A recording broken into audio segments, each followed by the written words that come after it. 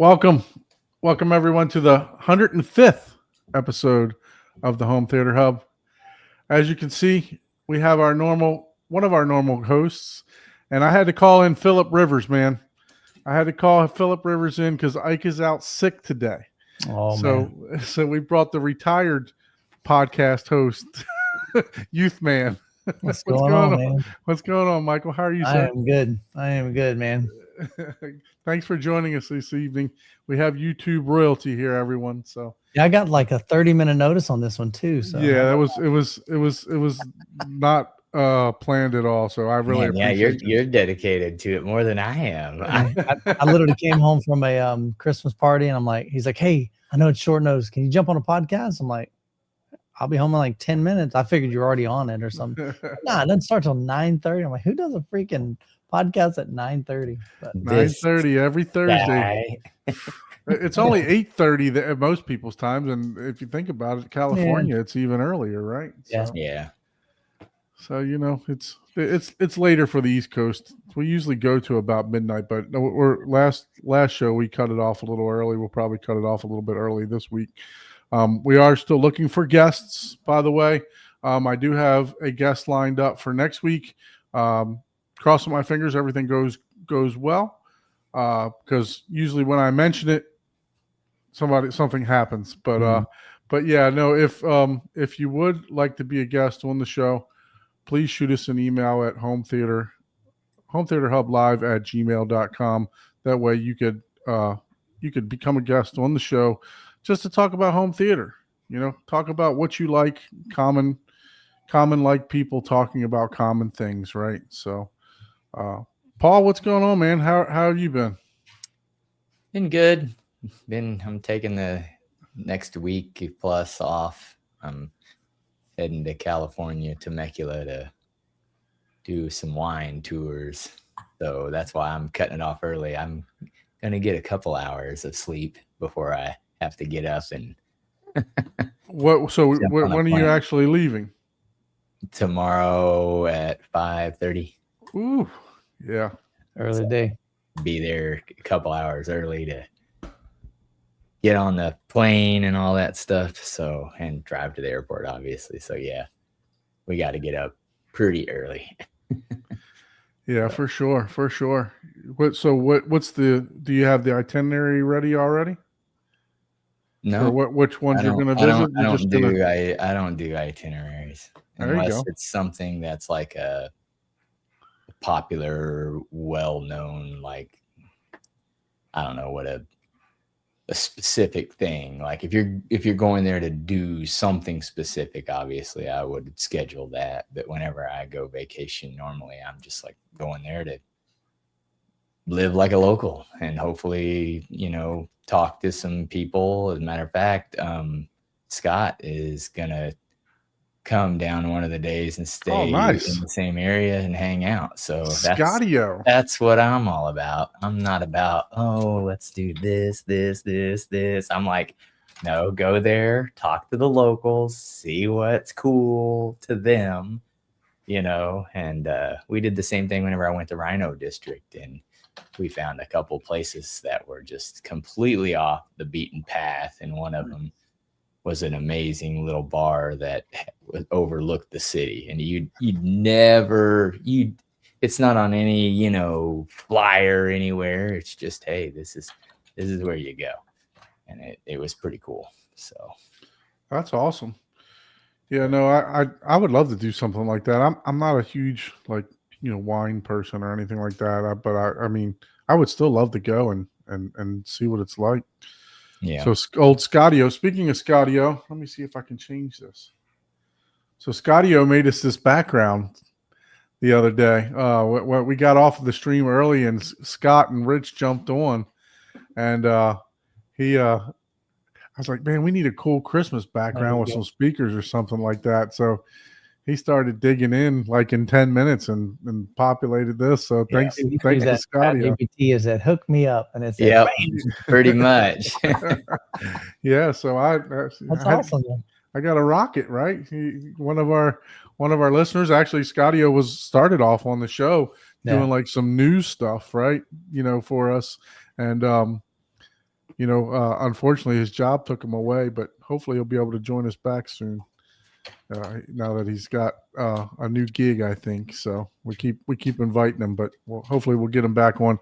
Those of you that don't know, Scotty-O, go back and check out the episode for Mr. Wiggles. Mr. Wiggles was on the show. So yeah, that was fun. Yeah, it's awesome. So it's fun. How about watching movies or anything, Paul? You get a chance to watch anything this week? I watched somebody that's horrible recommendations, but I went ahead and watched A Monster Call. Oh, you did watch it. Horrible recommendation, huh? No, I watched it. It was a pretty good movie. Yeah, I still haven't seen it yet, unfortunately. But it's definitely it's mixed hot, like a lot. Like my average is like -15 on my volumes, and it's all relative, right? But sometimes, like my Disney movies or whatever, I have to go up to -10. If I'm wanting to enjoy the bass, I can still hear it fine. But if I'm wanting to watch, get that good bombastic feeling, I got to go up to -10 on some movies. This one, I watched it -20. Oh, probably wow. could have gone down to 25, to be honest. Yeah, that's how hot it was mixed, huh? I was like, damn, that one's mixed pretty hot. Yeah, I told you, like I was fixing the Lindorf because it went into a boot loop. And then I came back and I just like it. Okay. Once I fixed it, I usually have it started at -55. That's the setting, but I had to go back in and reload all my settings. And I didn't realize that, they're all saved on an SD card. I thought it would redo everything. And I popped that movie on at like 12 o'clock at night. And my wife thought the house was falling down, and she has never, ever complained about me, about me turning the theater up at night, because I got that place pretty soundproofed, and my mother-in-law came down the next morning. She's like, my bed was shaking. so like literally the first scene is like, major bass. Yeah, it's called a Monster Calls, right? Yeah. I don't know if you've checked that one out yet, Michael. Mm-mm. Yeah, it's pretty interesting. I think you would like it. It's I think when I first saw it, I can remember it because I thought it was like a horror movie, and I was like, I'm not watching it. It's not a horror movie. It's a little. I wouldn't say. Kids definitely more scary, but it's a little darker. It's like dark, but it's like it's actually a really good movie. It has a good. What they call that, thriller versus like horror? Yeah, well, but it's I don't know. Is it? Yeah, it is called psychological drama, adventure drama, family fantasy. Yeah, but it's got a good. It's a pretty wild movie. Nice. It's got a good message, I guess, or it's interesting. It's dealing with, like, I don't know, along the lines of, it's not mental health, but it's like dealing with your own struggles, right? And being able to, because sometimes we have emotions, right, or thoughts that we're just like, oh my God, it's just like, only this and that would, it's like, why, but in this movie kind of touches on that. So it's pretty good movie. You have to watch the whole thing, because it's just like any other movie. It's like not until the last, like, 5 minutes to even understand what it's probably 20 or whatever, 20 minutes of the whole movie to even understand what the point of all this, like, what is the point of all this stuff? And then you're like, oh, wow, that's good. So, and it's pretty sad. Keep you interested till then. Yeah. I'm glad you enjoyed it, because that came from a Takeover Tuesday from DJs. Yeah. Is it? Oh, You know, okay. from Yeah. Brightside. So that one of the guys from there recommended. He had a list of movies that weren't like mainstream. Yeah, it was pretty good. Yeah. I And mean, just for home theater experience, he I had have a a- list of 3D movies. So I recommend you guys is go it a listen to 3D that. movie? No, it's not 3D, I was gonna but say, he had a list of 3D movies that, you know, people don't know about, and he also had a list of 3D movie. Regular movies just for the home theater experience. It was one. It was a couple Takeover Tuesdays ago. it was on Kaleidoscape or something like that. Pretty cheap. So yeah, so he recommended it, and I purchased it, even though it's only in HD on Kaleidoscape. But you know, it's still from what it's a 5.1 track too. So did you up mix it at all, or did you just play it the way that it is? I'm not. I don't bother myself with that. Okay, very It's good. like, whatever. Is what it is, right? Yeah, exactly. Director's intent. Just more laziness is like, I want to like, did I forget to turn off the AI up mixer? Did I, it's just like, no, I don't want to deal with that. I want the easy button, man. I don't want to think about it, Cool. Well, anything else? Were you able to take anything else in this week?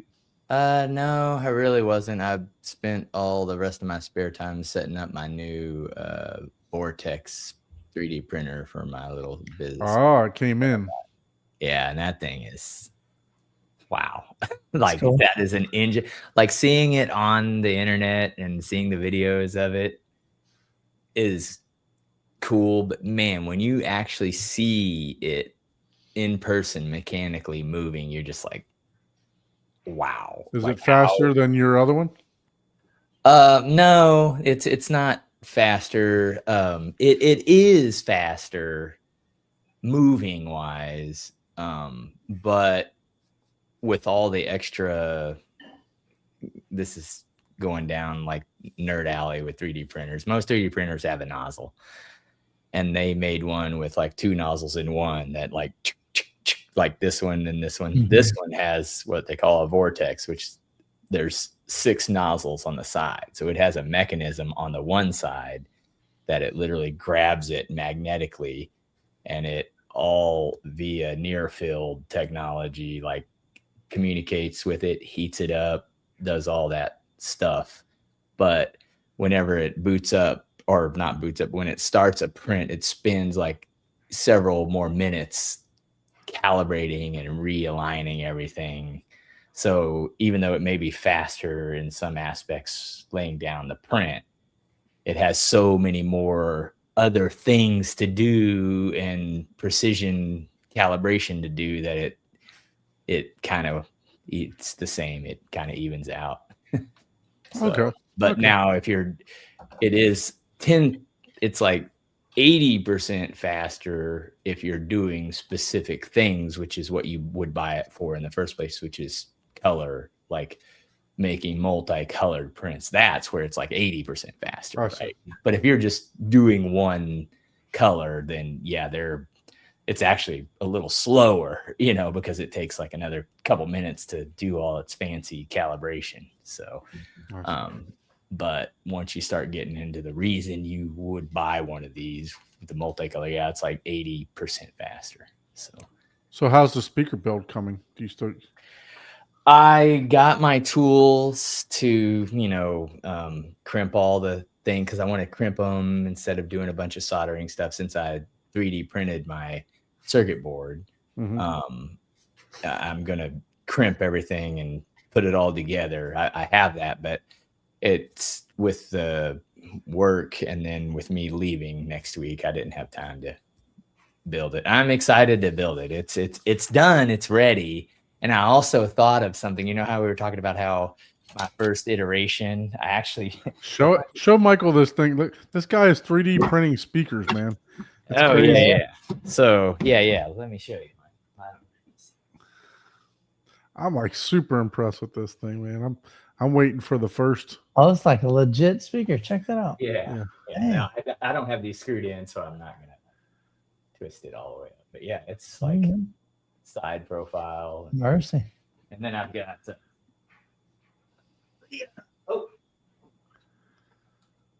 a circuit board that I 3D printed and put all the components on.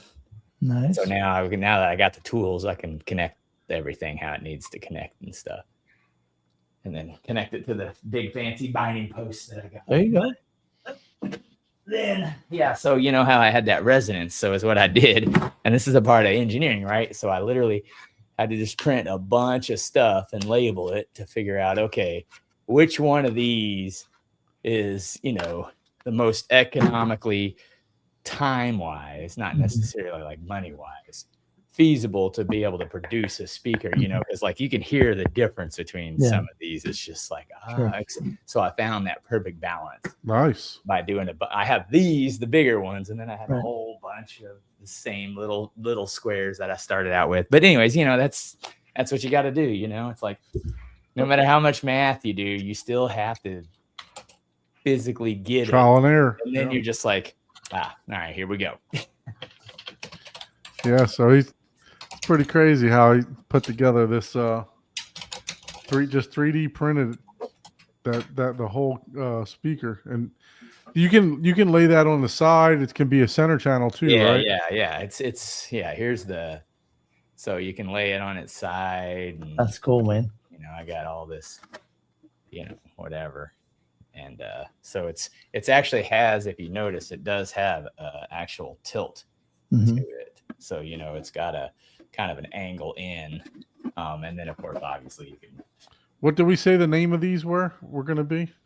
I haven't got a name yet. We came up with a name on the after show. Michael's going to be selling them at Obsessed Home Theater soon. Yeah. I don't know that will happen. No, I wish the best for you, man, for That's sure. awesome. No, it's a fun deal, man. Yeah, for sure. Especially if you figure out something that you really enjoy and something that has a great it's just fun. signature. And really, for me, it's about perfecting my CAD skills. You know, because that is there's more demand for, you know, CAD designers than there are home theater salesmen. As much as I love home theater, you know, and the group. So, and audio. Hey, Derek, what's going on, man? How are you? Thanks for joining us. Can't hear you. You're on mute. You're on mute, Derek.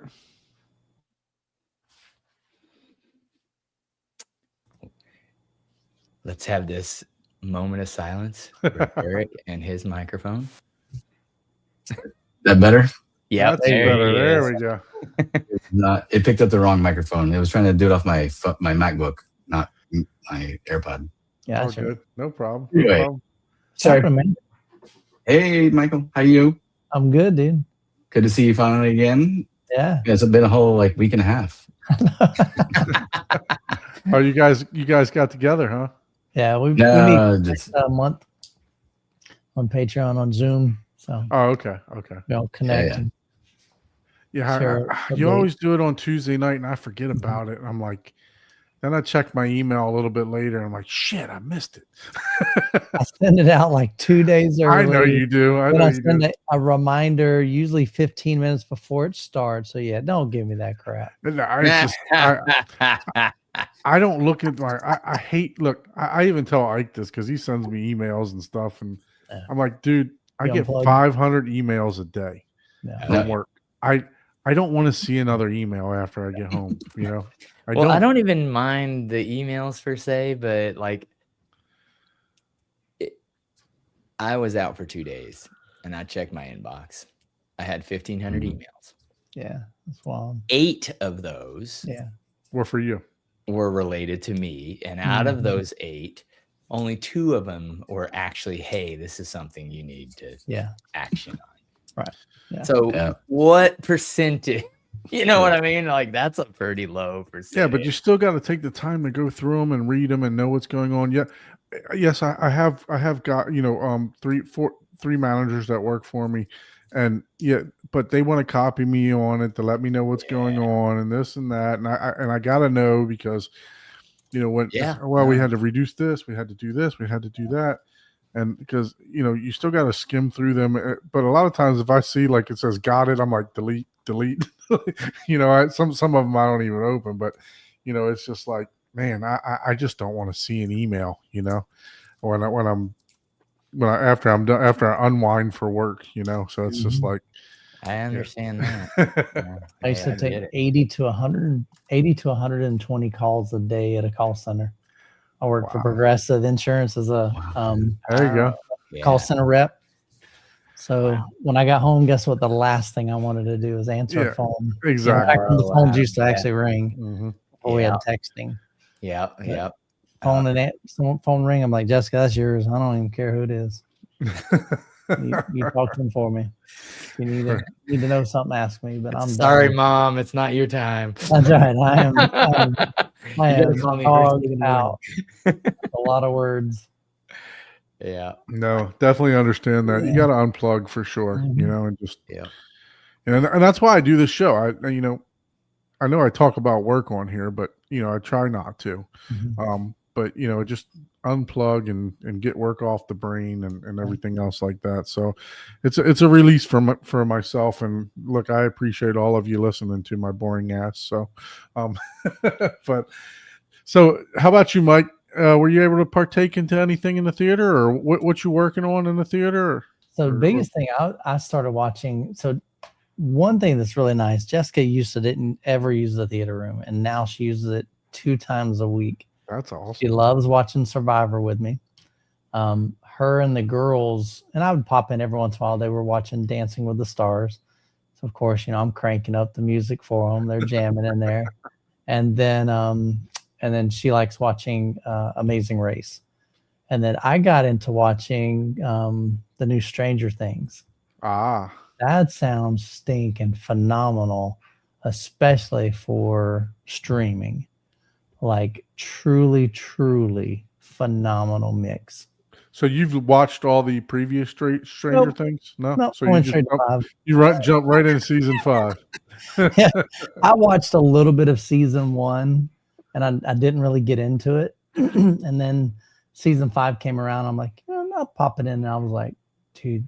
And I'm just fascinated with the sound. But then that drew me into the story. And then I'm like, oh, this is actually pretty cool. It's interesting. You are a madman. How can you possibly jump from 1 to 5? Yeah. Oh, my brain would hurt. No, But I'm also the I same guy have to go on the way. start reading a book and get to like the climax and put the book down and never read it again. So it's just the way my brain's wired. It's a bit different. Yeah. Yeah, no, I know it's not normal, but yeah.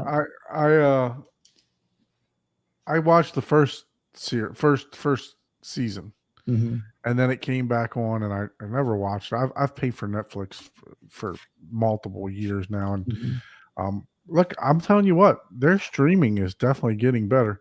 Derek, what's going on with your I'm Zoom, like, man? look at his nose. What's up? You're on mute again. I Yeah, think we it's can't hear you. his antlers must look like shoulders or I something. don't know. We see your It's probably best you couldn't hear me because of the rant thing that was going on. Yeah. You're all good, man. Don't worry about it. We're Let not me just, how's this? Is this better? No, we're No, not it's not. professional at all is it here. automatically like following Yeah. you? Or? it is, and like- but it's not supposed to be on. So that's the part that's like, That's funny. Oh. Nah. Do you have a Where- Mac? Or yeah, it is, but it's the OBSBot meet, okay. but anyway. Ignore me. It's all good. Try to man. ignore me while you continue talk amongst yourselves. You're all good, man. You're Hey, all- at least Don's not the only one that has Yeah. technical difficulty. Look, We all you guys rubbed off on me. Every week you were having technical difficulties and that. Oh, it's more like the other way around, man. I was like, what the heck? Yeah, every time that I've been late, it's been because I'm like, okay, I'll connect in some new thing. I'm like, what? Like, oh my gosh, really? It's like, and I'm not hey, let's sit here for 30 minutes, Okay. and stare at each other before the show. What's going on? What's going on, Scott? Thanks for joining, or Kat. I'm not sure, but thanks for joining us here. Been watching your progress. He's Watch going nuts. what, man. I'm telling you what, this guy. I saw Gene. I saw some videos with Gene there and stuff like that. Man, I'm telling you, I'm honored that I got to do a private tour at Scott's house. It was unbelievable. I mean, just fantastic what he had set up. I can't imagine what he's getting set up. I know. With the new setup, Mr. Fistifer will return. 24. Oof. That's a lot. Yeah. The doors are gonna blow off of that place, man. I mean, it's just gonna be insane for sure. I'm gonna have to make it to the next get together for sure. Once, Yeah. you know. Yeah, we'll have It's to. already booked. You missed out. Yeah, I'm pressed, man. I'm pressed now. Just messing around. Yeah, he literally he posted, I think, say day one, and by day two it was done. Yeah. Yep. No, that's fantastic.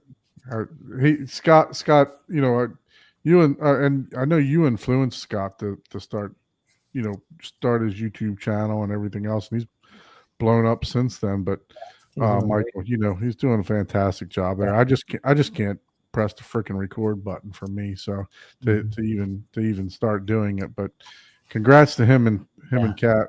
Well, he's put in the work. When I was getting ready to leave, I don't know, I guess it was 2 trips ago maybe, and he just out of casual, he said that him and Kat were thinking about doing a podcast. He's like, I'm like, well, why don't you? He's like, well, I don't really know what to do. Like, I don't know what equipment I need. I said, hang on a second. So I went and grabbed my laptop, pulled up some software, told him, here's roughly what you'd need.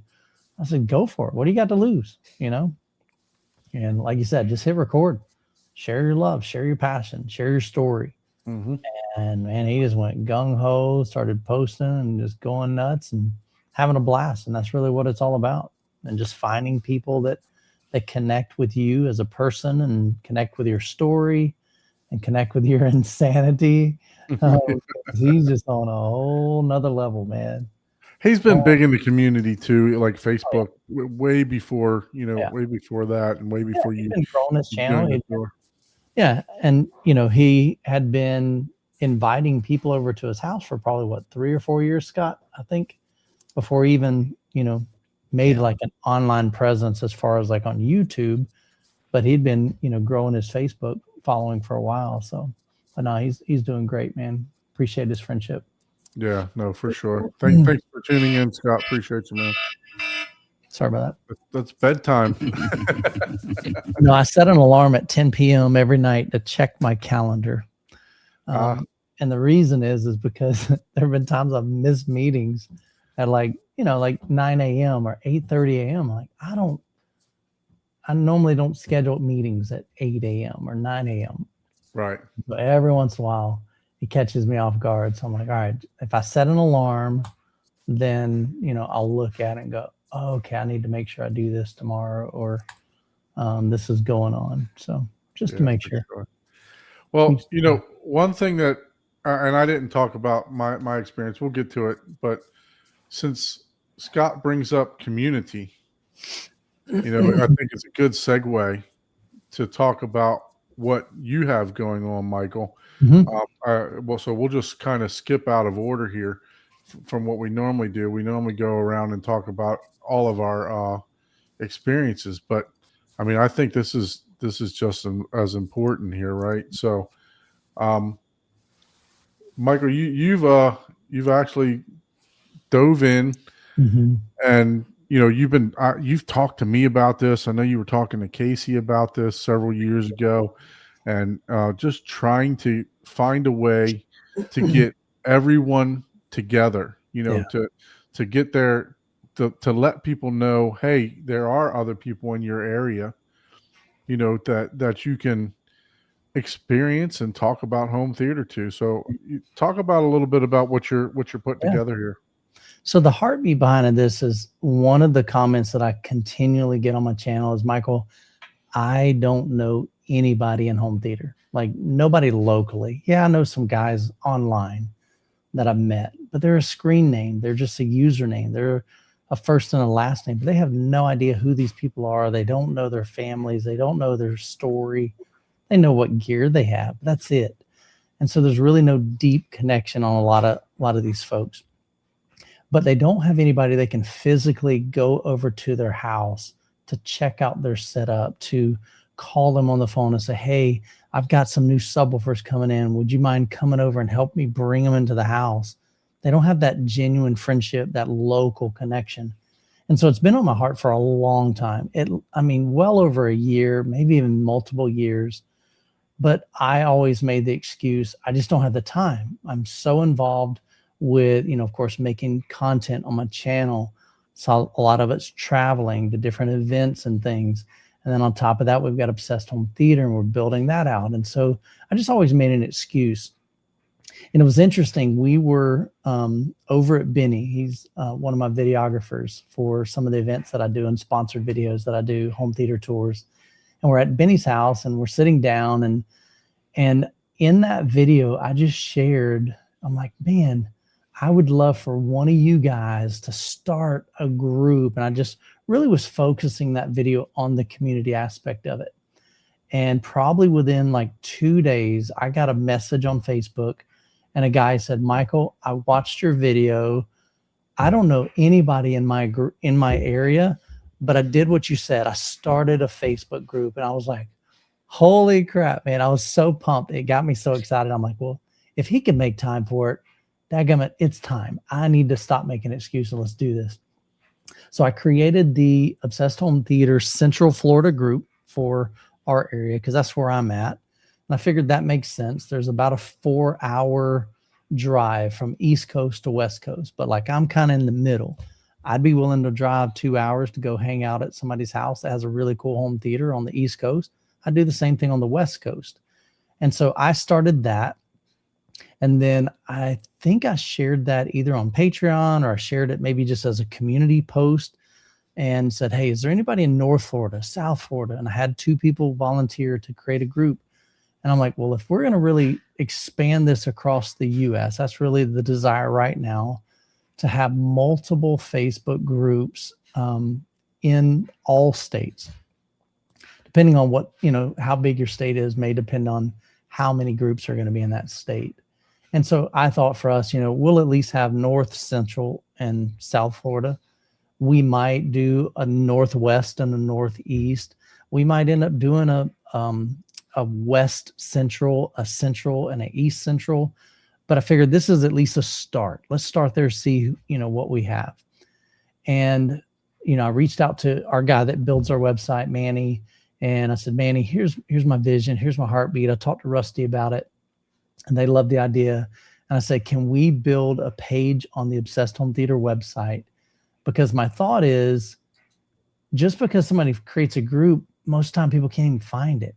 So I'm like, what if we created a directory so that everybody could just go to obsessedhometheater.com, click on community tab, and then on that page, I don't know if you can pull it up, but on that page, there is a drop down that says, click your state. And you click on Florida, and it pops up all 3 groups that are in Florida. So I wasn't aware of that, but I did just go to Facebook here. Yeah. And I just typed in home theater community, right? Yep.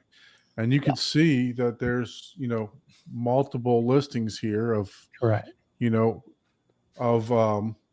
different Facebook groups, but we'll definitely go to the Obsessed Home Theater page to check that out too. But that's the easiest way. I mean, you could search for it on Facebook, but if you're just wanting to see, all right, where are these groups in my state?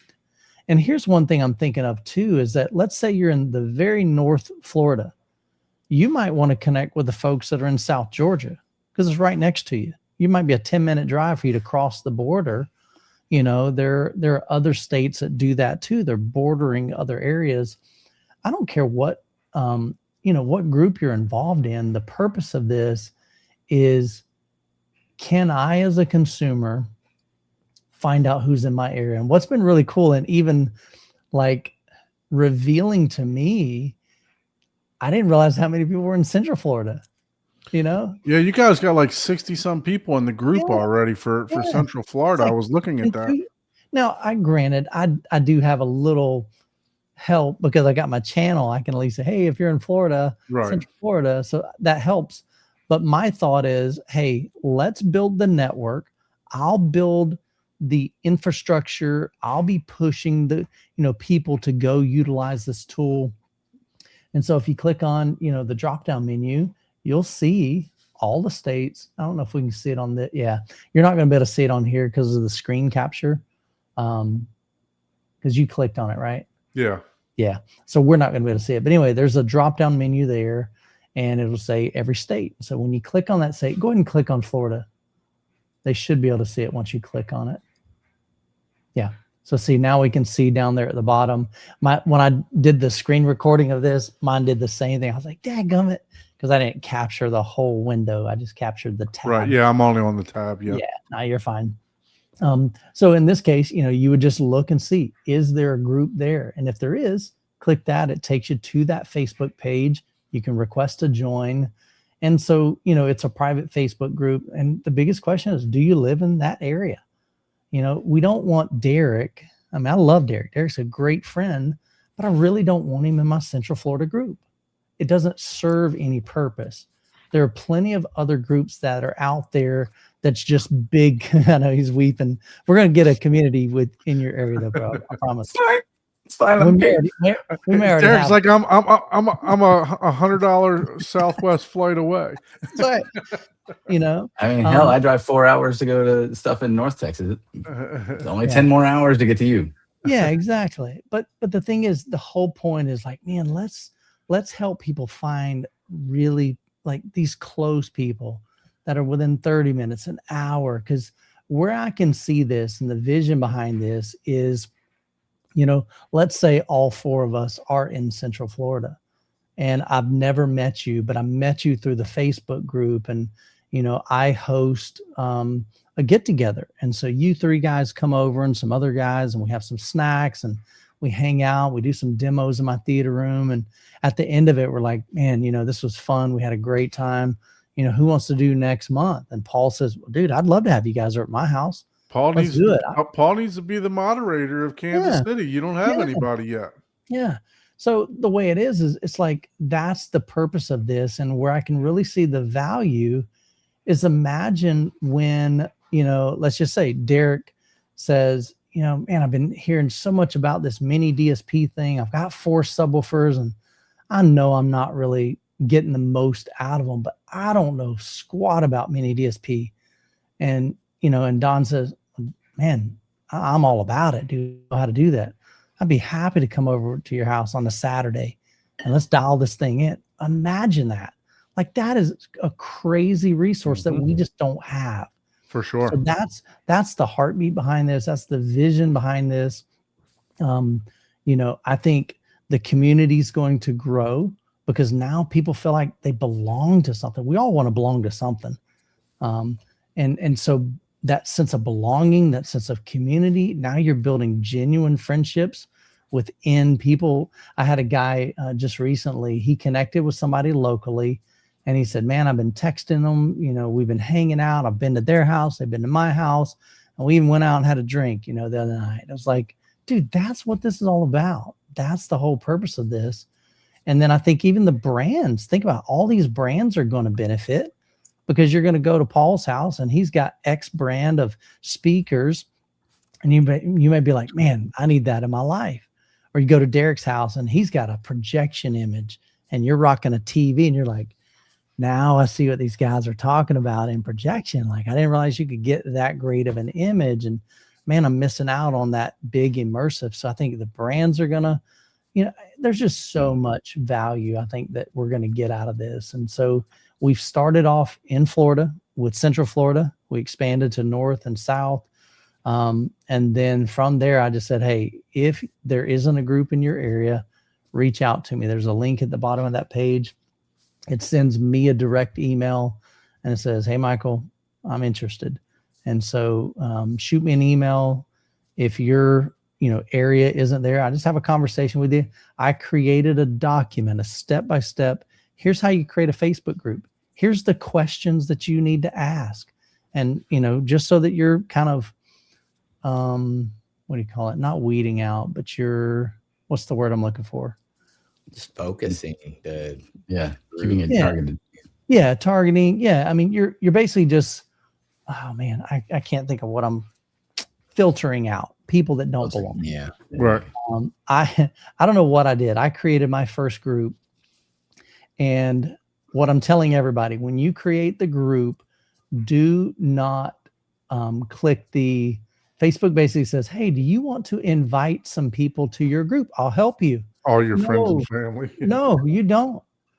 Because Yeah. number one, all your friends and family, they don't give a rip about home theater.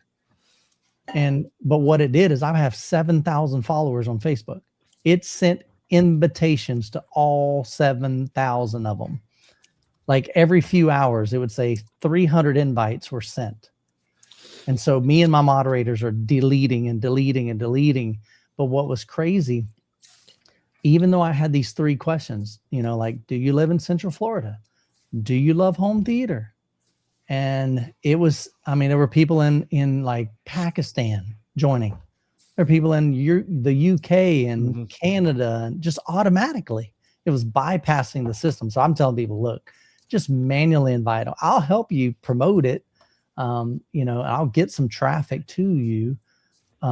Copy the link, send it in a text or something, but don't hit that join button or it, Yeah.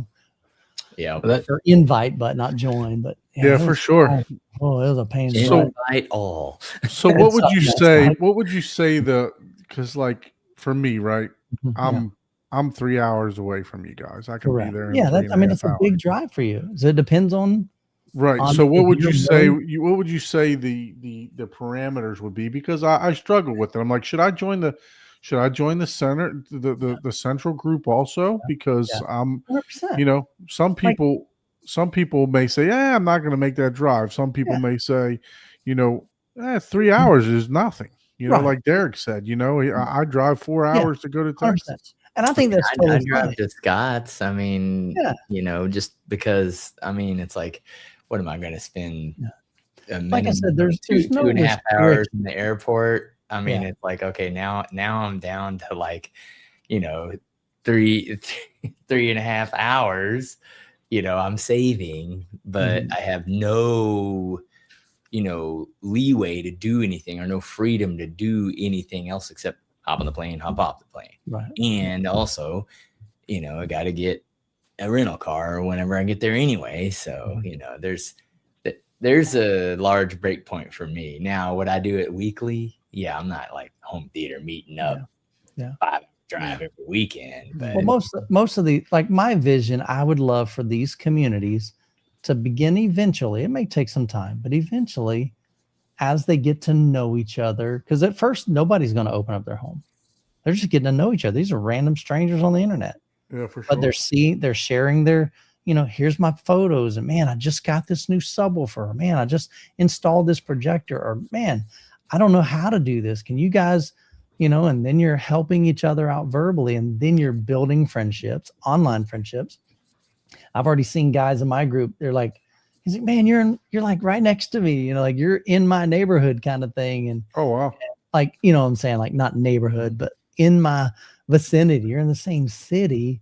He's like, Yeah. we need to connect. He's like, absolutely. They're already making those connections and building those friendships. And they're, man, dude, I'd love to come see yours. And absolutely, I'd love to have you over mine. So even though it's not, a big event yet, Oh, don't smile too hard. it's going to just become- the way he worded it, man. You show me yours, I'll show you mine. It was in my brain, but I didn't my say I it. was trying to stay away from it, guys. Yeah, see, I didn't go there. So I'm here.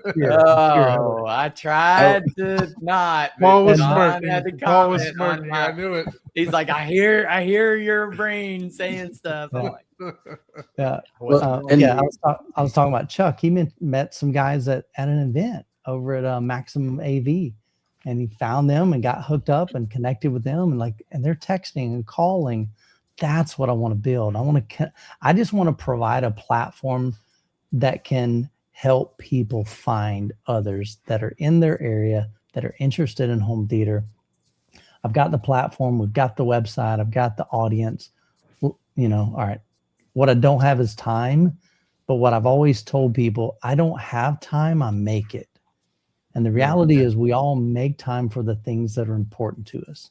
And I really think this is important. So I'm making the time, but I get like literally while I was on this call, I got a guy, he just set up one, two guys that just set up one.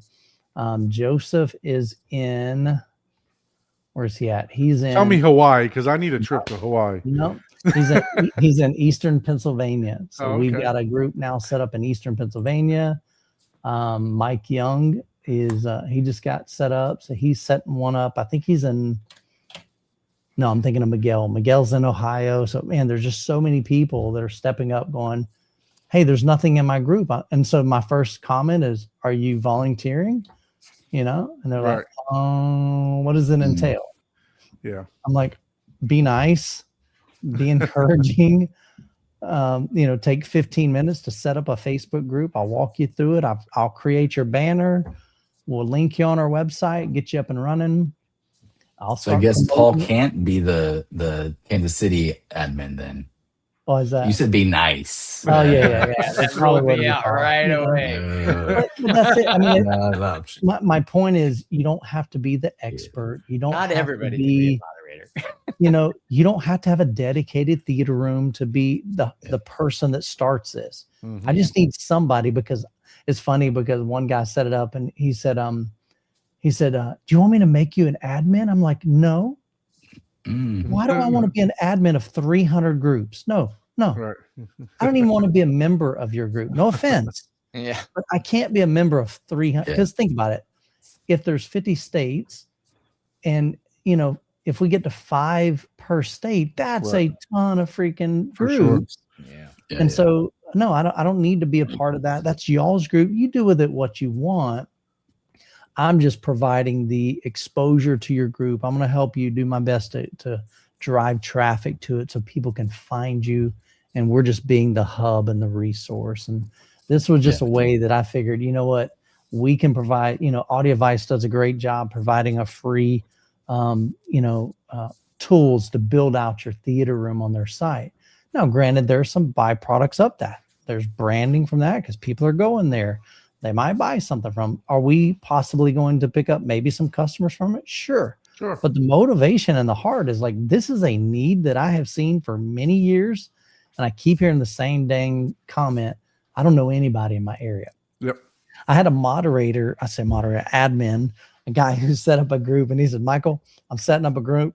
I don't know anybody in my area. And I said, that's exactly why you're setting it up.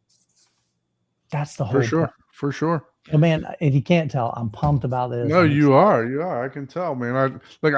When you made the calling, I thought about saying, can I be the moderator? But the truth of the matter is, like you said, I don't want to do something half-assed, right? So if I knew that I could have 100% of the time to do it, I would definitely, because I'm not going to do it anything half-assed. You guys see that it's taken me this long to do my theater, so I do it as I do it when I can, and I do it to the perfection that I think that I can do. I'm not a skilled carpenter, but I take my time at doing stuff and making sure it's done right.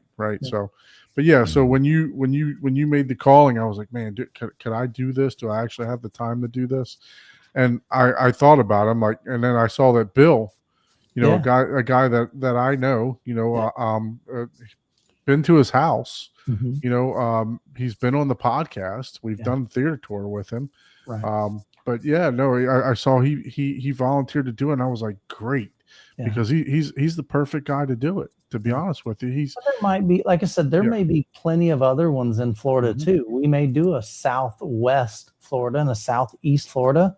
It might make sense because, again, the state is pretty wide. Right, for sure. Not everybody's going to want to drive that far. So here's my thought. The goal isn't to have 600 people or 1,000 people in this group. The goal is to have 20. Like if you had 20 guys that love home theater and are interested in it, or 30, dude, that is plenty. That would be amazing, because most people know none. Right. Or maybe they know one, so that's really the heartbeat here. And we've had this with AVS Forum, but Yeah.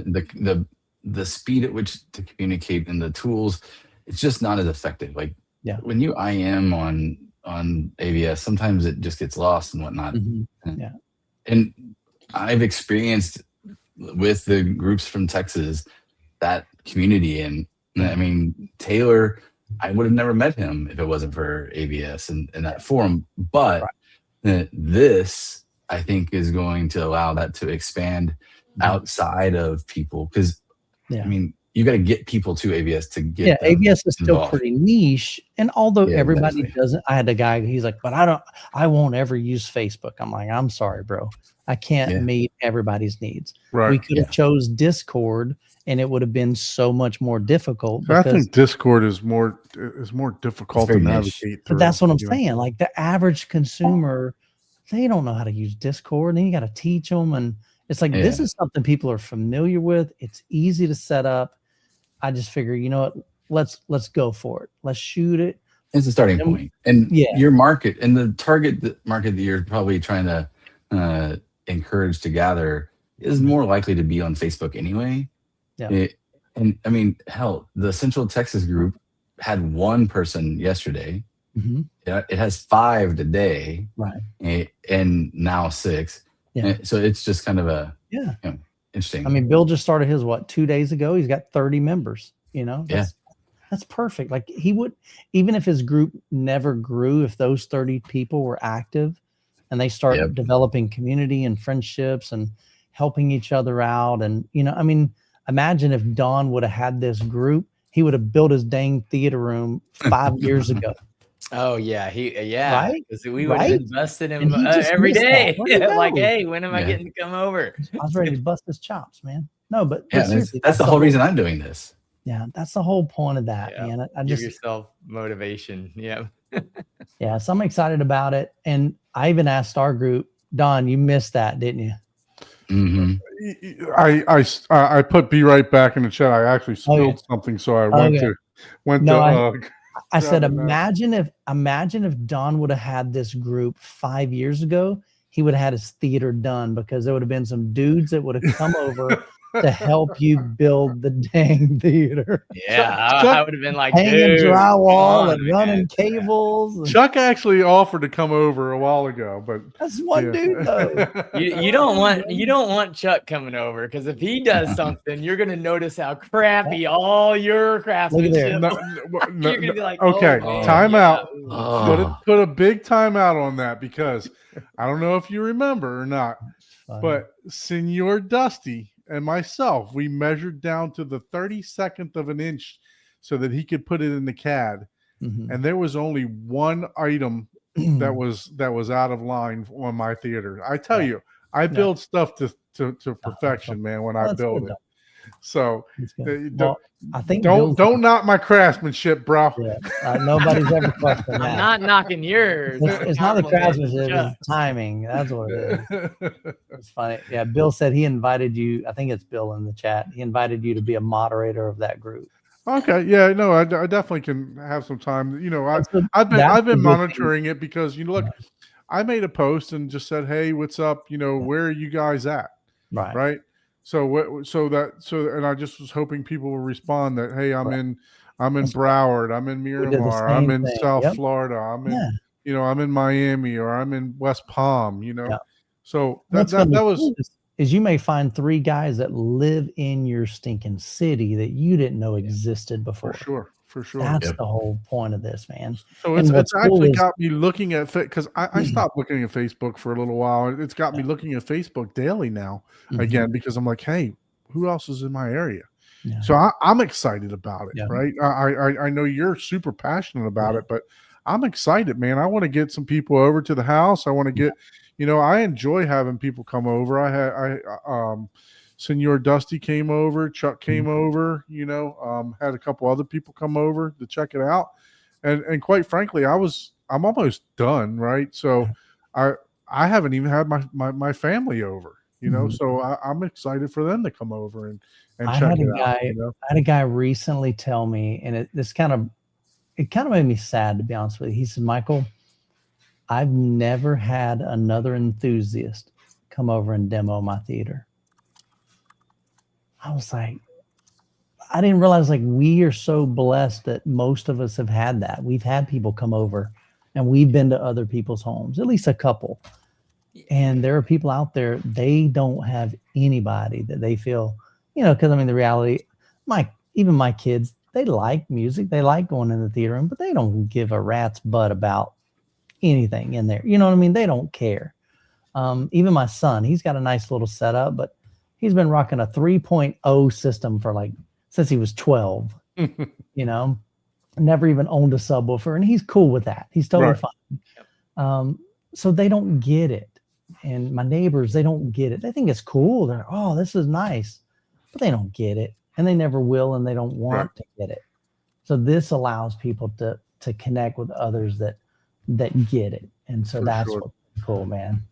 For sure. Yeah. No, look, I appreciate you coming on talking about it because, and sorry for the very short notice, but it's all good, man. Appreciate you coming on and talking about it. And, you could just see the passion that you have about it, and you've always been passionate and very supportive in this community. So I thank you. I'm sure all of us, thank you. I'm sure all of your Patreons and people that watch your channel, thank you, because you've definitely done a great job of bringing a community together. Thanks, man. For sure. I just want to make an impact. I mean, the reality is I want to leave my life at the end of my life knowing that I impacted people for a positive, more than just subwoofers and speakers and projectors. I love all that stuff.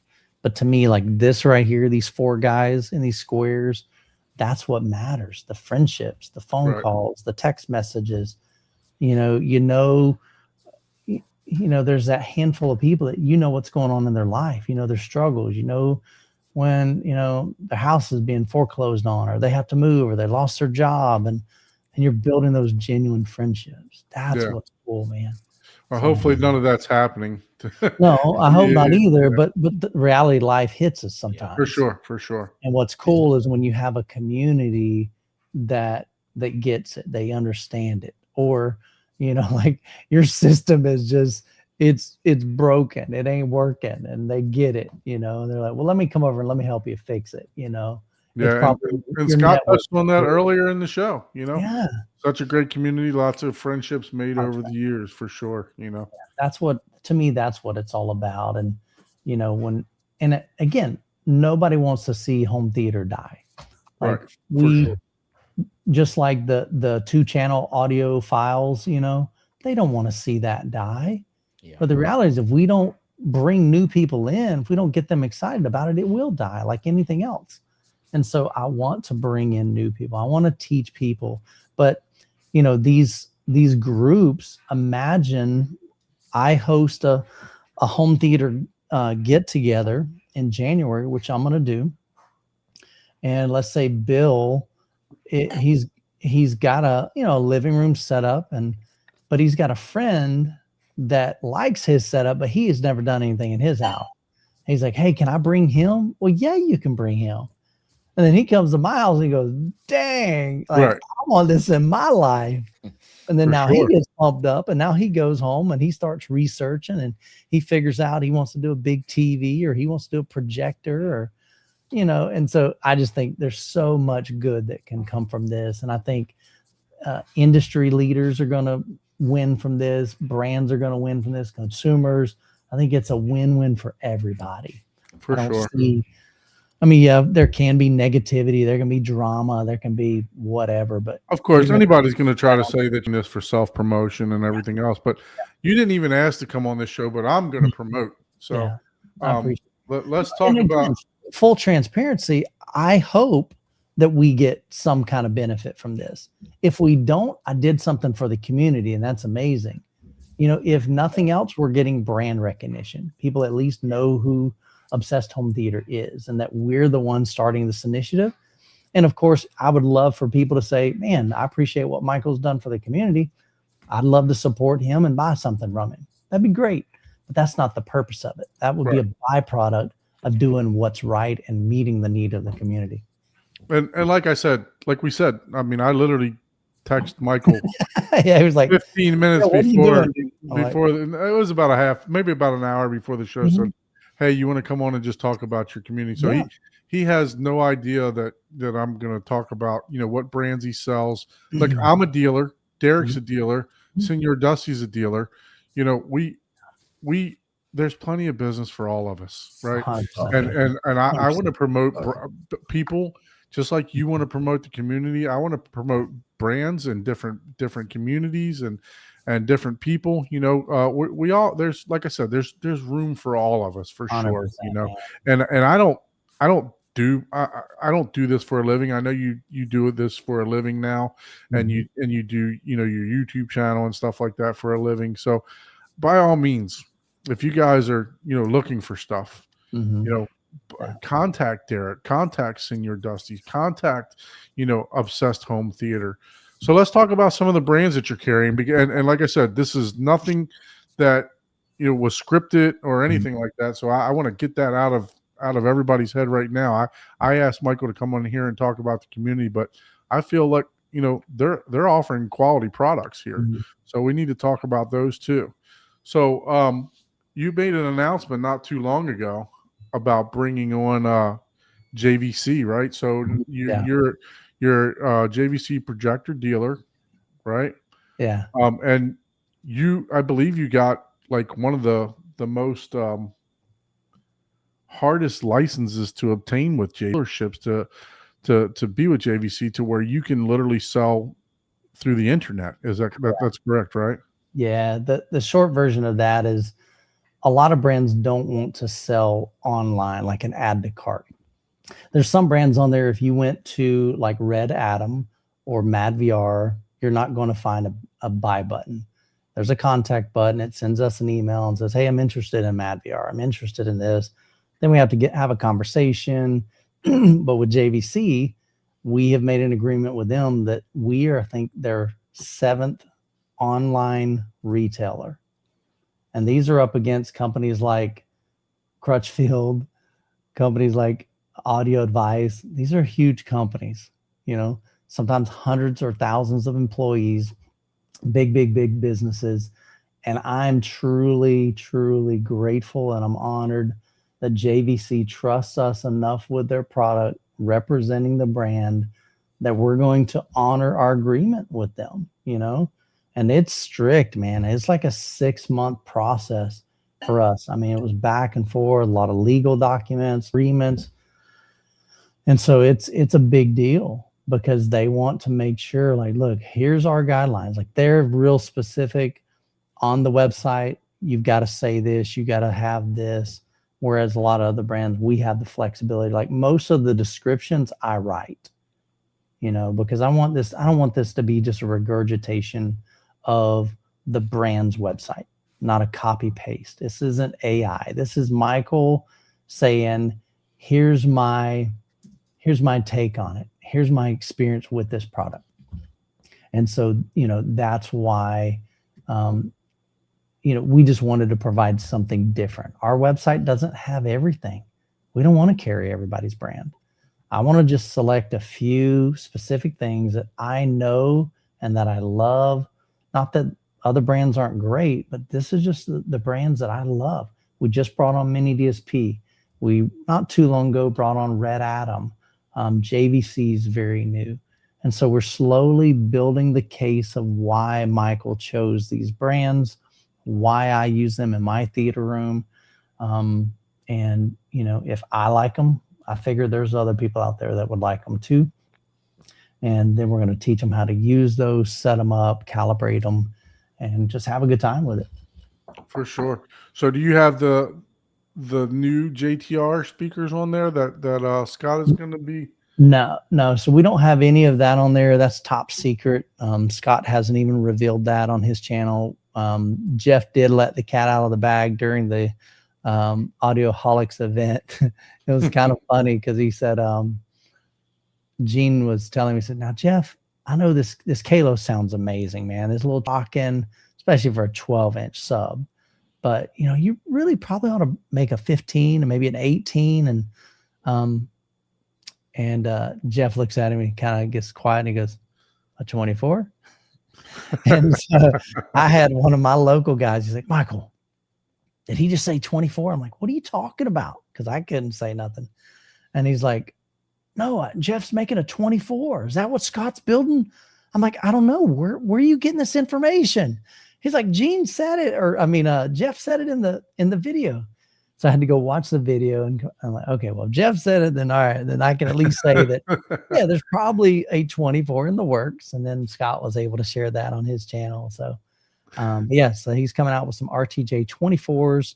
So he's getting into the bigger, we're an authorized dealer for JTR, RTJ. Scott's a dealer for both as well. But yeah, Jeff's just nuts, but that's what a lot of guys want. They want the bigger subwoofers. So he's just meeting the demand of those true hardcore enthusiasts. I'm just hoping that they're in a compact box. I wouldn't get your hopes up, brother. I mean, 24. You got it. Yeah, no, I mean, how compact can 24 be? Right? Is going to be pretty big for that. For sure. I mean, it could be the size of my RS2s. Because honestly, the 18s, the RS1s, they're not the box isn't that big. Like 21, yeah. 21 you have that on your your let me go to that one here. Yeah. Let's see.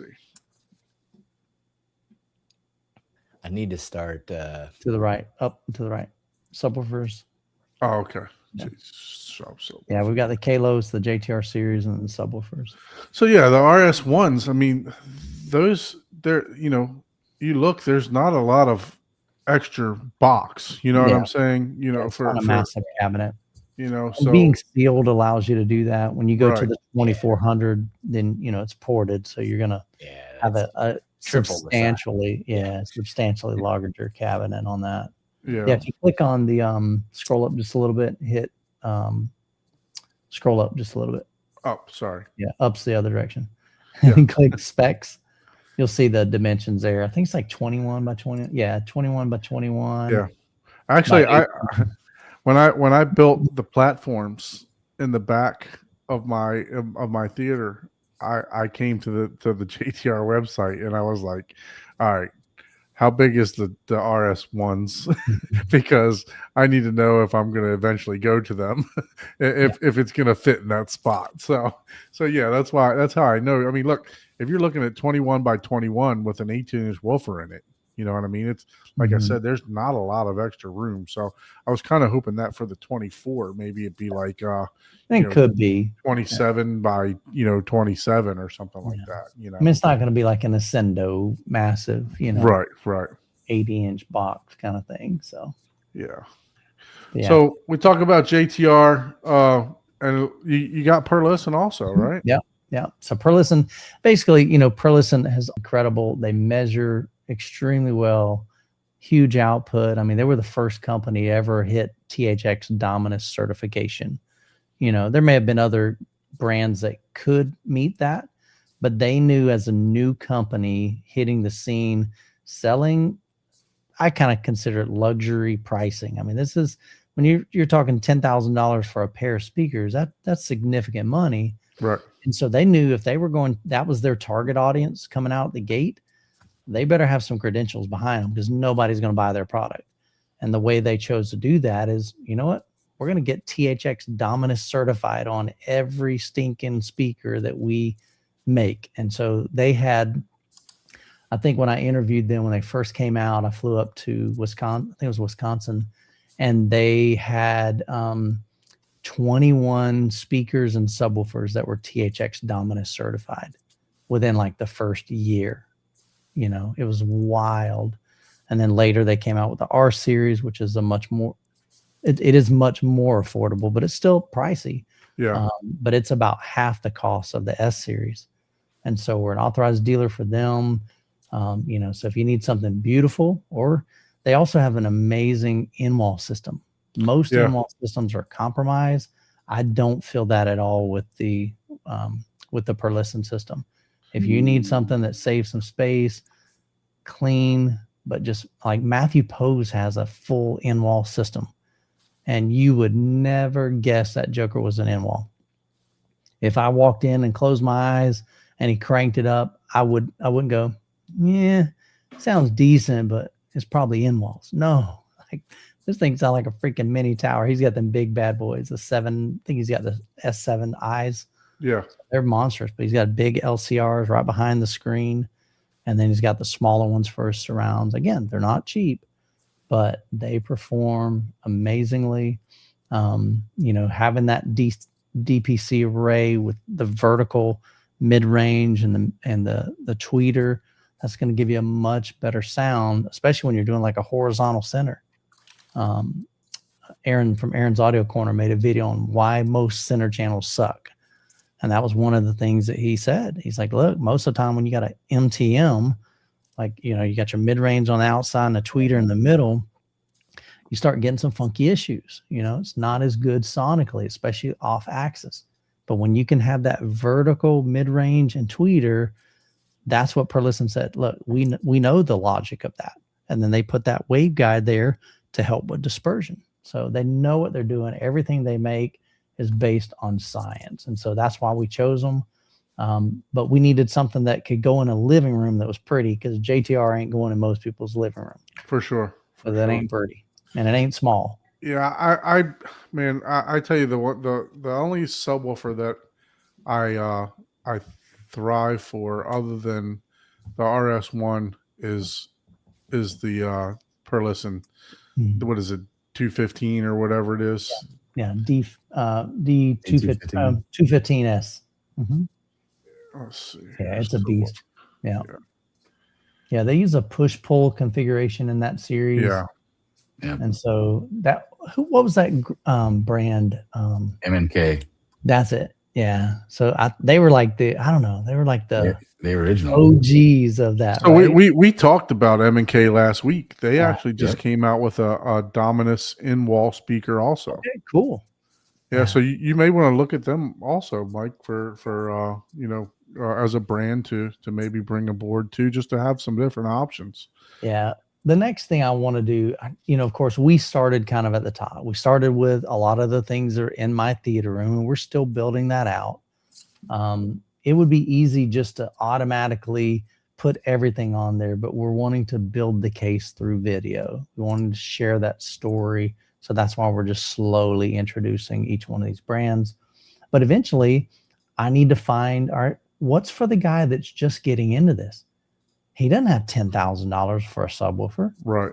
or probably isn't going to Most spend of us. $10,000. Yeah. Yeah, it's like, okay, well, what's for him? All right, well, let's figure that out. Is that ELAC?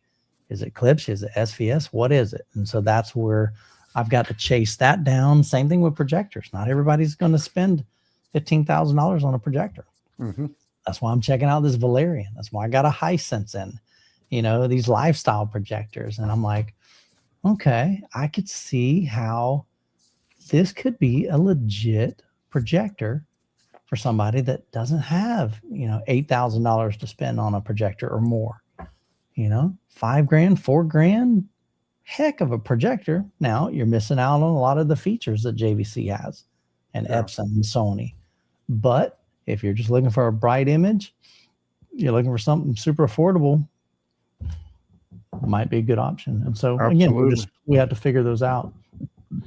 Yeah. So for any of you that are watching, as you can see, Michael has multiple brands, Kaleidoscape, Red Atom for a rack, JVC for projectors. He's even got banana plugs, so head over to Obsessed Home Theater, check out what they have. By all means, support them. Michael's doing great things in the community. And like I said, Michael, I invited Michael an hour before the show, so he had no clue that I was even going to talk about, Obsessed. I was coming back home that we finished the Christmas party. I was going to edit a video, but I'm like, yeah, I'll hop on, man. I appreciate the invite. Yeah, no, I definitely appreciate you. But Paul's saying that he's got to jump here very shortly. So I just want to, before you leave, Paul, I know I kind of gave you a little topic. So and the topic that I'm going to go around the room, and then we'll get back to what I've been working on and watched in the home theater. So the question that I got for everyone, even in the chat, obviously we got the Christmas background going, right? So, or holiday background. So, what are you sitting on Santa's lap and asking for, Paul? Wow. Wow. Well, I'm gonna leave that first part out. But Wow. You're more than welcome to partake whatever you like, man. If that's the first gift you want. I'm more of a giver, not a receiver. But hey, to each their own. Oh goodness. I had to go there. No, Yeah. seriously. What's on your short list for cost no object? Obviously, we all want a Christie projector, but something reachable, right? Attainable, yeah. What's on the short list of your Christmas Well, list? I don't honestly. As far as home theater wise, there's really nothing on. I'm trying to think. I was like, is there anything that right now? The only thing that I want to do, hopefully before Christmas, is finish, my DIY, speakers that I got, and because right now this is just Gen 1, right? So it's what I want to do is get my prototype built, listen to it, see what it sounds like. And then what I really want to do is, how we did our $10,000 affordable theater thing. Yes. I want to do that, but even cheaper. I want to basically have the first fully 3D printed home theater. Okay. So more parts, I guess, for what you got. What you're using. What speakers are you using for you the right drivers? now I'm just using the Parts Express Dyne Audio. The tweeter, man, you can tell that thing. It's a dome tweeter, but man, that thing's like a beast. The mid ranges, I'm like, they feel like they're cardboard, but the tweeter, man, it weighs a couple pounds. I'm like, what the hell? So I know, Michael, you've done I don't know if it still ranks, but you did a home theater tour to where the guy did all DIY speakers, right? Yeah. And at the point in time, you said it was one of the top theaters that you had been in. Yeah, that was if you search for on YouTube, if you look for Youthman, let me see. I gotta remember the word. It's not Epic. Youthman. Oh man. But it's Michael Persano. He's actually down in Florida.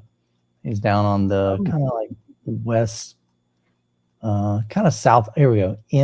Excuse me. You search for Youthman End Game. It's big yellow writing. It says End Game Home Theater, 206-inch screen. But he has DIY sound group. Big, massive subwoofers. He has 421s maybe, something like that. Wow. In his room, but it was all DIY. It's a cool stinking room, like a really, really nice room. It's a big room too. Wow. Yeah, he's got like 12 theater seats. And this is the guy that hooked me up with Red Atom. He can afford whatever brand he wanted, but he chose Red Atom. And so when we started Obsessed Home Theater, I reached out to him like, what was that brand? And I went back to the video and I'm like, let's check this out. Let's get one in. And I'm like, dude, this thing's great. It doesn't have some of the features that the other ones don't, but the reality is like a Middle Atlantic will cost you twice as much. So this is way more affordable. For like a 42U, you can get like for $1,800. So, and it includes all the shelving and everything. But anyway, so he was running Emotiva amplifiers. It was funny because you see in the comments, they're like, I can't believe he's got this amazing theater and he's running Emotiva amps. I'm like, I guarantee you couldn't walk in that room and listen to it and go, you know what? Everything sounds great except he's got crappy amps. That's Yeah. bull. Yeah. You know what I mean? Well, I'm taking offense So now because I have weird. Emotiva amplifiers myself. Yeah. But you know, you got these snobby people that they're like, well, Right. if you got money, you need to I be need the amplifier that'll last 50 years. It's like, Yeah. or I could buy this one like 25 times if this one. Yeah. So It's like, he's got an amazing system. But yeah, that's a DIY sound group. Phenomenal system. I Sounds tell you what, really good. I like Emotiva because one of my buddies, one of his Emotivas, I forgot what it was. Anyways, I put it on the old workbench to repair it, and there's a circuit detector because you can do 110 or 220 on there, and basically it was detecting the wrong voltage.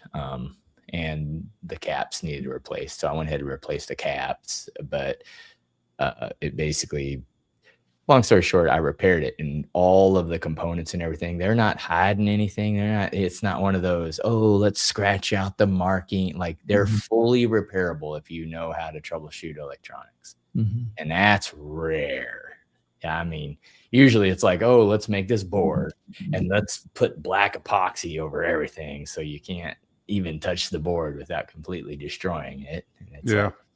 So I on that aspect, it's nice. I mean, so a guy that, you know, has an electronics engineering degree and I was like, man, these are nice, and they're good components too. I mean, they're not your golden component, but they're not low end components in those at all. They're Look, I wonder because I had thought about just for voltage matching with my Lindorf. I wondered, should I go ahead and get the MX8 amps?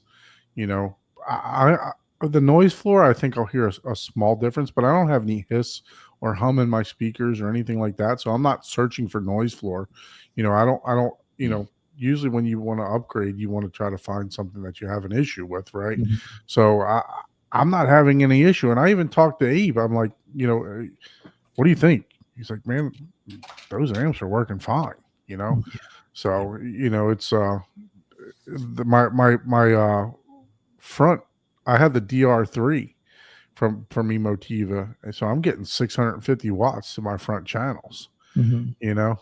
So it's and then my side surrounds are getting over 300 watts to the each of the side surrounds too, and along with the Atmos speakers. So I don't feel a need, and they're not like, I did have 4 amps hooked to one 20 amp circuit, and when I really got on it, the DR3 would star for power. But since I moved it to a second 20 amp circuit, not an issue, period. So I got 3 amps running on 120 amp and the DR3 running on a second 20 amp, and man, I enjoy them. So yeah, just to give promotion for Emotiva too. Yeah, that's cool. Yeah, well, with that's pretty much all that I've. So you're just looking to get your stuff done and get some parts. Yeah, I'd like to get something done with all this, you know, equipment purchase. You know, no Epson upgrade to the brighter projector. You know, it's not that much brighter. Okay. I mean, not well. The depends on which one. I know you're an Epson fan.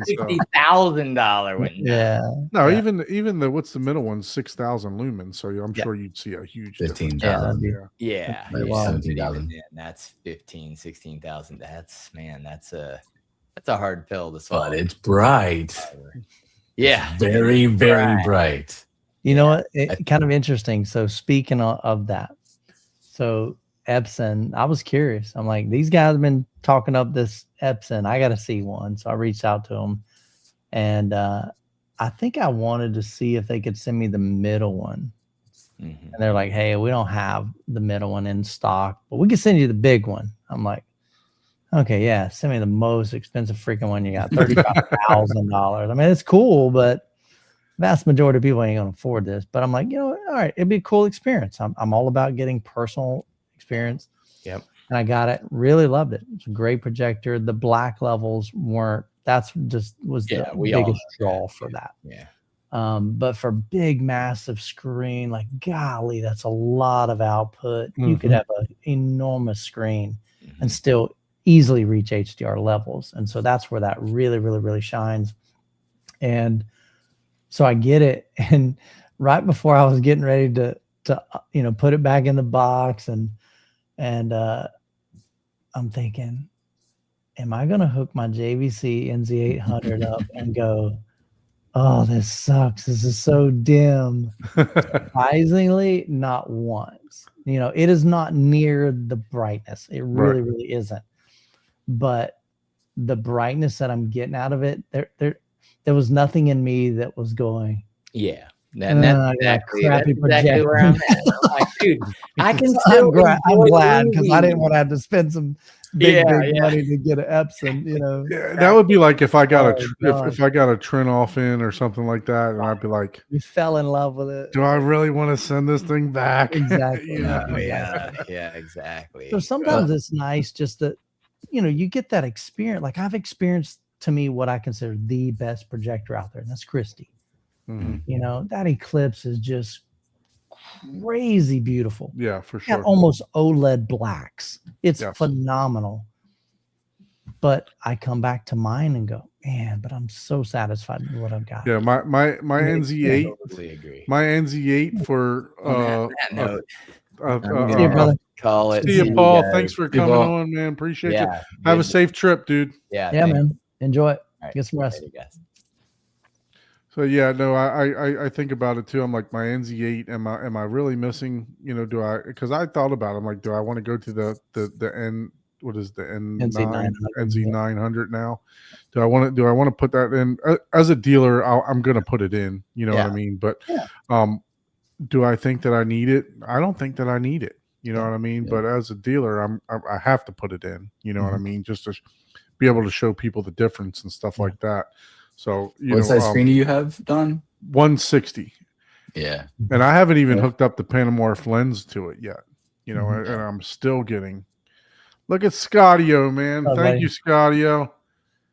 Thanks for the super chat, bro. Oh, geez. Appreciate you. Thanks so much.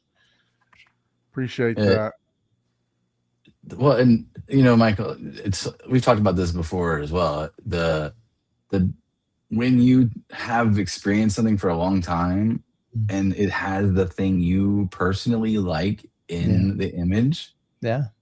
seeing what's better in a different way, you see that and then it gives you that experience and it's great to experience. Sure. But then it doesn't necessarily make it that yours is crap or whatever. And that's that by comparison, it's always tricky. But I'll be back. it's I got to experience just a couple weeks ago the M4K 25, the newer version, but it doesn't have the Vader on it yet. But Okay. dude, it's still That Vader is unbelievable. I mean, Yeah. that's the one that, and I know we talked about the Christie Griffin, but if I were to shoot for a projector, it was going to be the one that was in what the Alcon's room with the Vader. Yeah. That would be Yeah. the one that I would shoot for. I believe it's going to be much more obtainable. But it's but that one is the commercial version of right. Just below the Eclipse.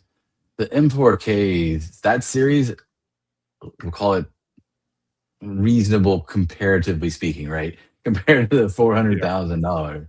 Correct. But all those,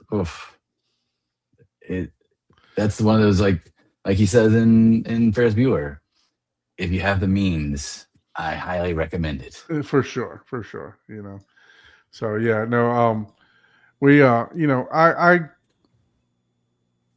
don't know if I'd ever put $100,000 projector in my house. I don't know. I don't know if I could could pull the trigger now. You'd have to be crazy If balling. look, if I won, you know, the meme that they say, if you win the lotto, there would be signs, right? You know, you know, there would be signs, right? But you wouldn't know, but there would definitely be signs. But, right.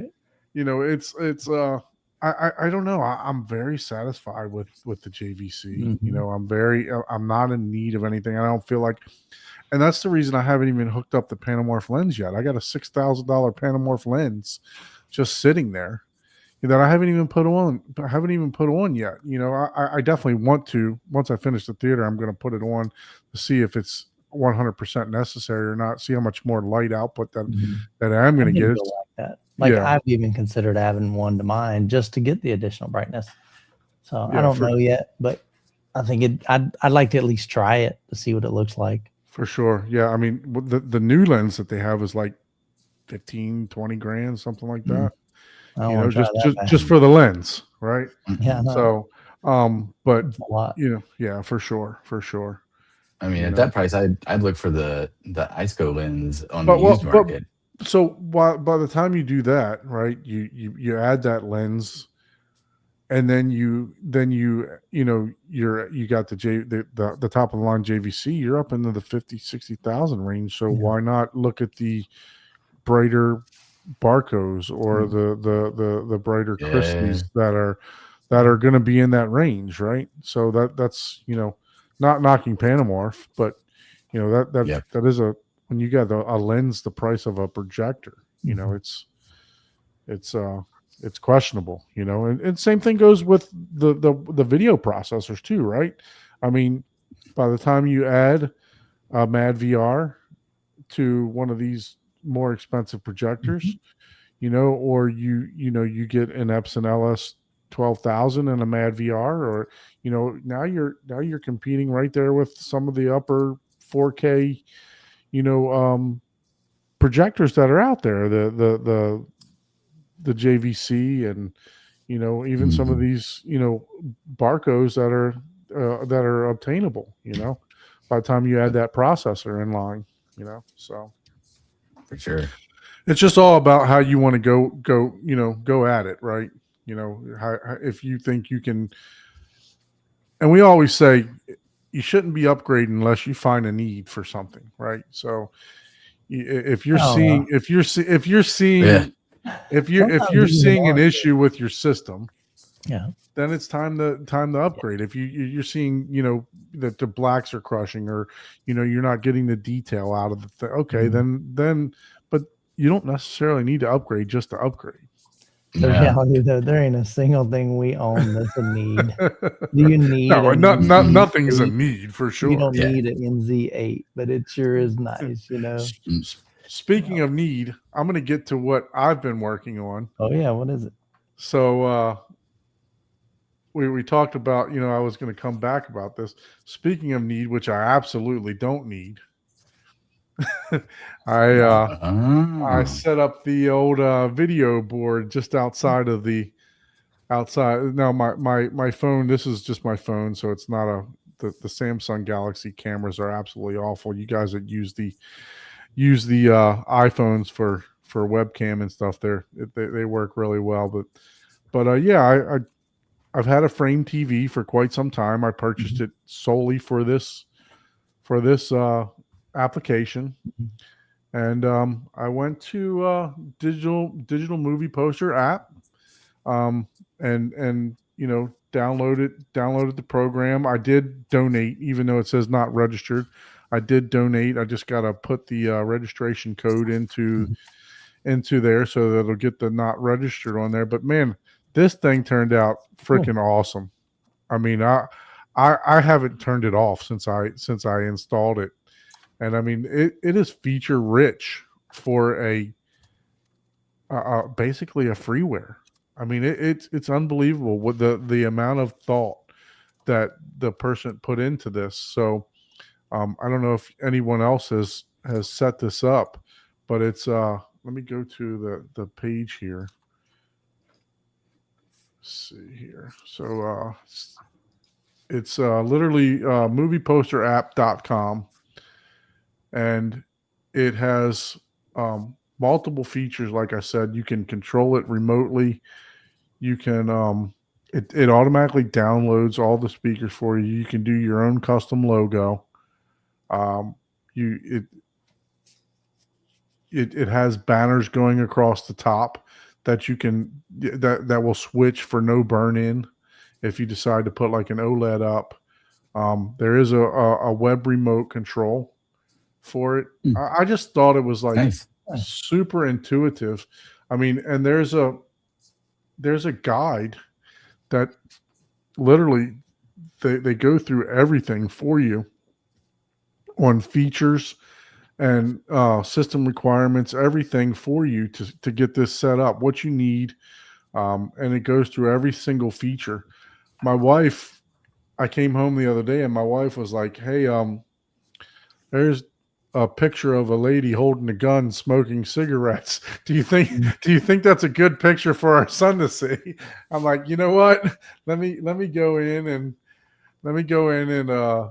and change it to where I only get like PG-13, or because you can set the ratings of the posters to where you don't actually get those type of posters anymore. But I did turn them back on just for this purpose.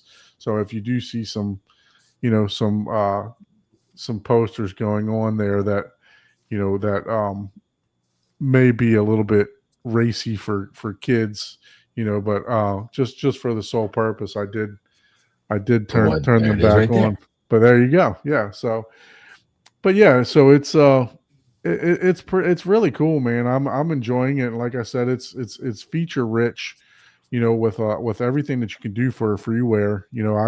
I donated $20 to the guy, for setting up the program, and there is a monthly donation that you can do, and I always like to support stuff like this. Make MKV, I support all the time, multiple donations, just kind of like Patreon. So I'll definitely support this a little bit more, as make a couple more donations to it also. But anybody else in the chat that has set one of these up, sound off in the chat. Let us know what you think about it. But I'm super excited about the way that this turned out. It really turned out well. Are you running it? What are you running it on? So I bought a mini PC. So that's a great question. Thank you for that. So what I did was, this is a frame TV, so it's literally flush to the wall. So there is literally no room for behind the TV. So I bought one of those plastic Lagrange boxes that you install into your wall, and I put the OneSync box in that. And I'm using a mini PC is what it's called, and literally it's a. Let me go back to me here. So take this off. But what it is it's a literally like an HDMI port. It's kind of like your Fire Stick is what it looks like, and it's a Windows 10 PC. I picked it up for $99. It plugs directly into the OneSync box, and I bought a wireless keyboard. I think it was $24. I went to Office Depot. I bought a wireless keyboard and a mouse for $24. I hooked it in. It's got two USB spots, and I control it literally through that. I have not experienced the web application yet for controlling it, so I haven't actually, played around with it that much. But I just got this hooked up the other day. I posted some pictures on our Facebook group chat. But yeah, man, I mean, I was going to do two of these, so I actually have two frame TVs, but I decided not to do one on the other side. It just went with the one right outside the theater. So, and it fits perfectly. I mean, it's literally like 1/3 of the door. So like 1/3 up top, 1/3, so it fits perfectly. It looks really good if I were to back my camera up. But yeah, I'm super excited about that. That looks awesome, man.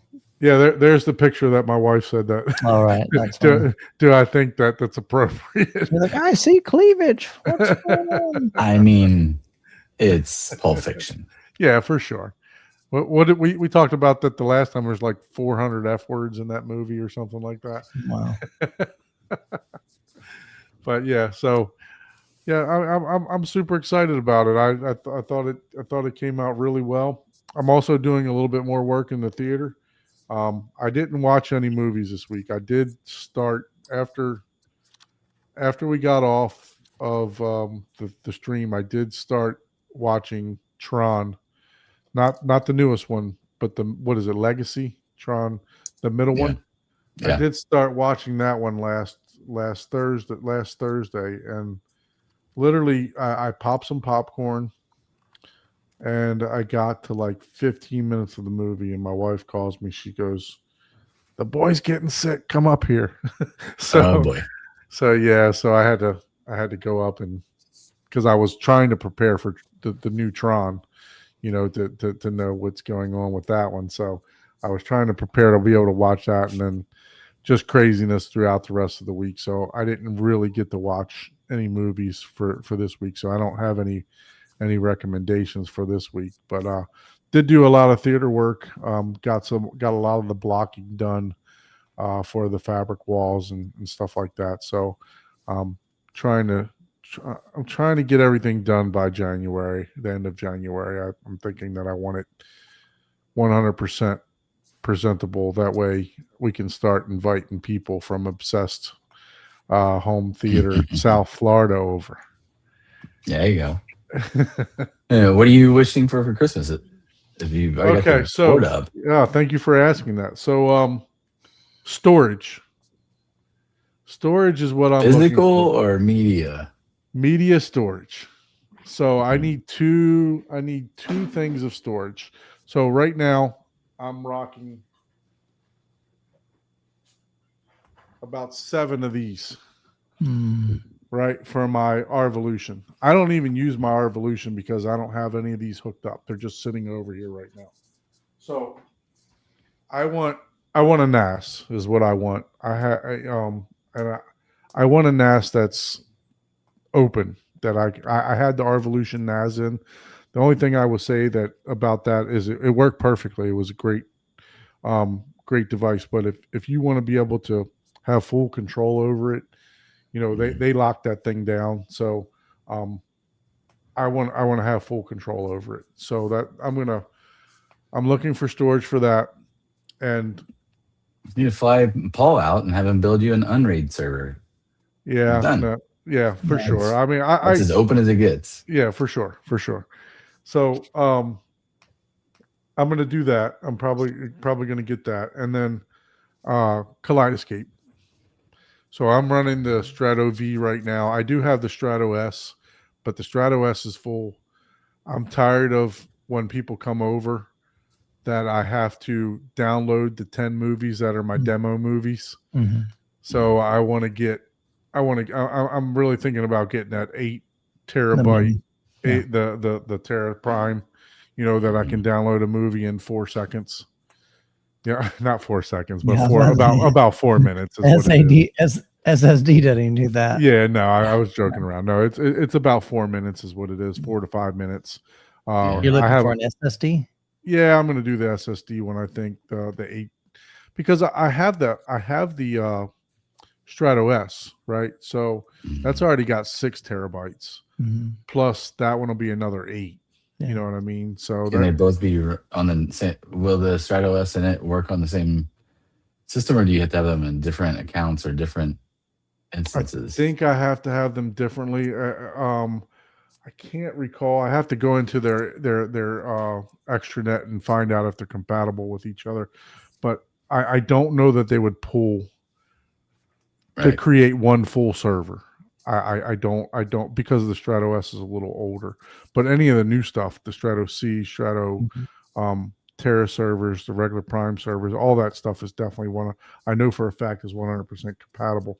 I do remember them saying with the Strato V that the Strato S, you wouldn't be able to see the same movies, but I don't know when you add a Terra server if that's something I got to research and find out. If you lose it, Yeah, so Local storage. well, you would lose the 1 terabyte for Right, the right. for the On the Strato V. V. Yeah. But the question is, will I see everything from the Strato S and the That part, Terra yeah. server? Yeah, that I don't know if it's Yeah, easy. I'm not sure either. So Yeah. I'd have to see that. But the good thing is I could always hook both of them up, right? I have extra separately. HDMI ports and I can run them HDMI 1, HDMI 2 Mhm. if I needed to, right? And I could use the Terra server with the 8 terabyte. I could use that as my demo clip. You know what I Mhm. mean? So I would never have to change Yeah. anything there. But yeah, that's on my short list for the for Christmas. And you're So a dealer for that Kaleidoscape, right? yes, sir. Yeah, Yeah, so you'll be Yeah. able to at least Well, and the save some upside- money there. It's still expensive, but for sure. Yeah. Well, and the upside too, if you kept the S and the V separate with separate inputs, you could show that benefit of that the V's image quality.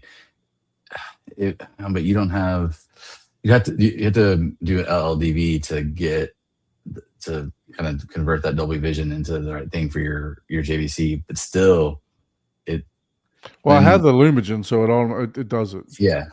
Well, because So, we but, did we did a comparison at Jeff's Mhm. a couple weeks ago and he has a V and then he had a C as well connected up, and we did some comparisons with that, and it wasn't light years different, but it was noticeably better. The Oh, V yeah. was definitely better. You thought the V? So as far as playback or as far as Yeah. menus? Playback. Oh, the menu on the V is right. 'Cause Yeah, it's 2K. Yeah. But the actual playback, the video performance, it was slightly noticeably better. It's not, would I get rid of a C to get a V? Only if I had lots of disposable income. Right. But if if that's where you're going, or if you're starting new, it's nice. Yeah, no, I mean, I thought about selling the S, right? Because I know I could still get pretty good money for it. There's a good market out there. I probably could get almost what I paid for it, which was like $3,000. Yeah.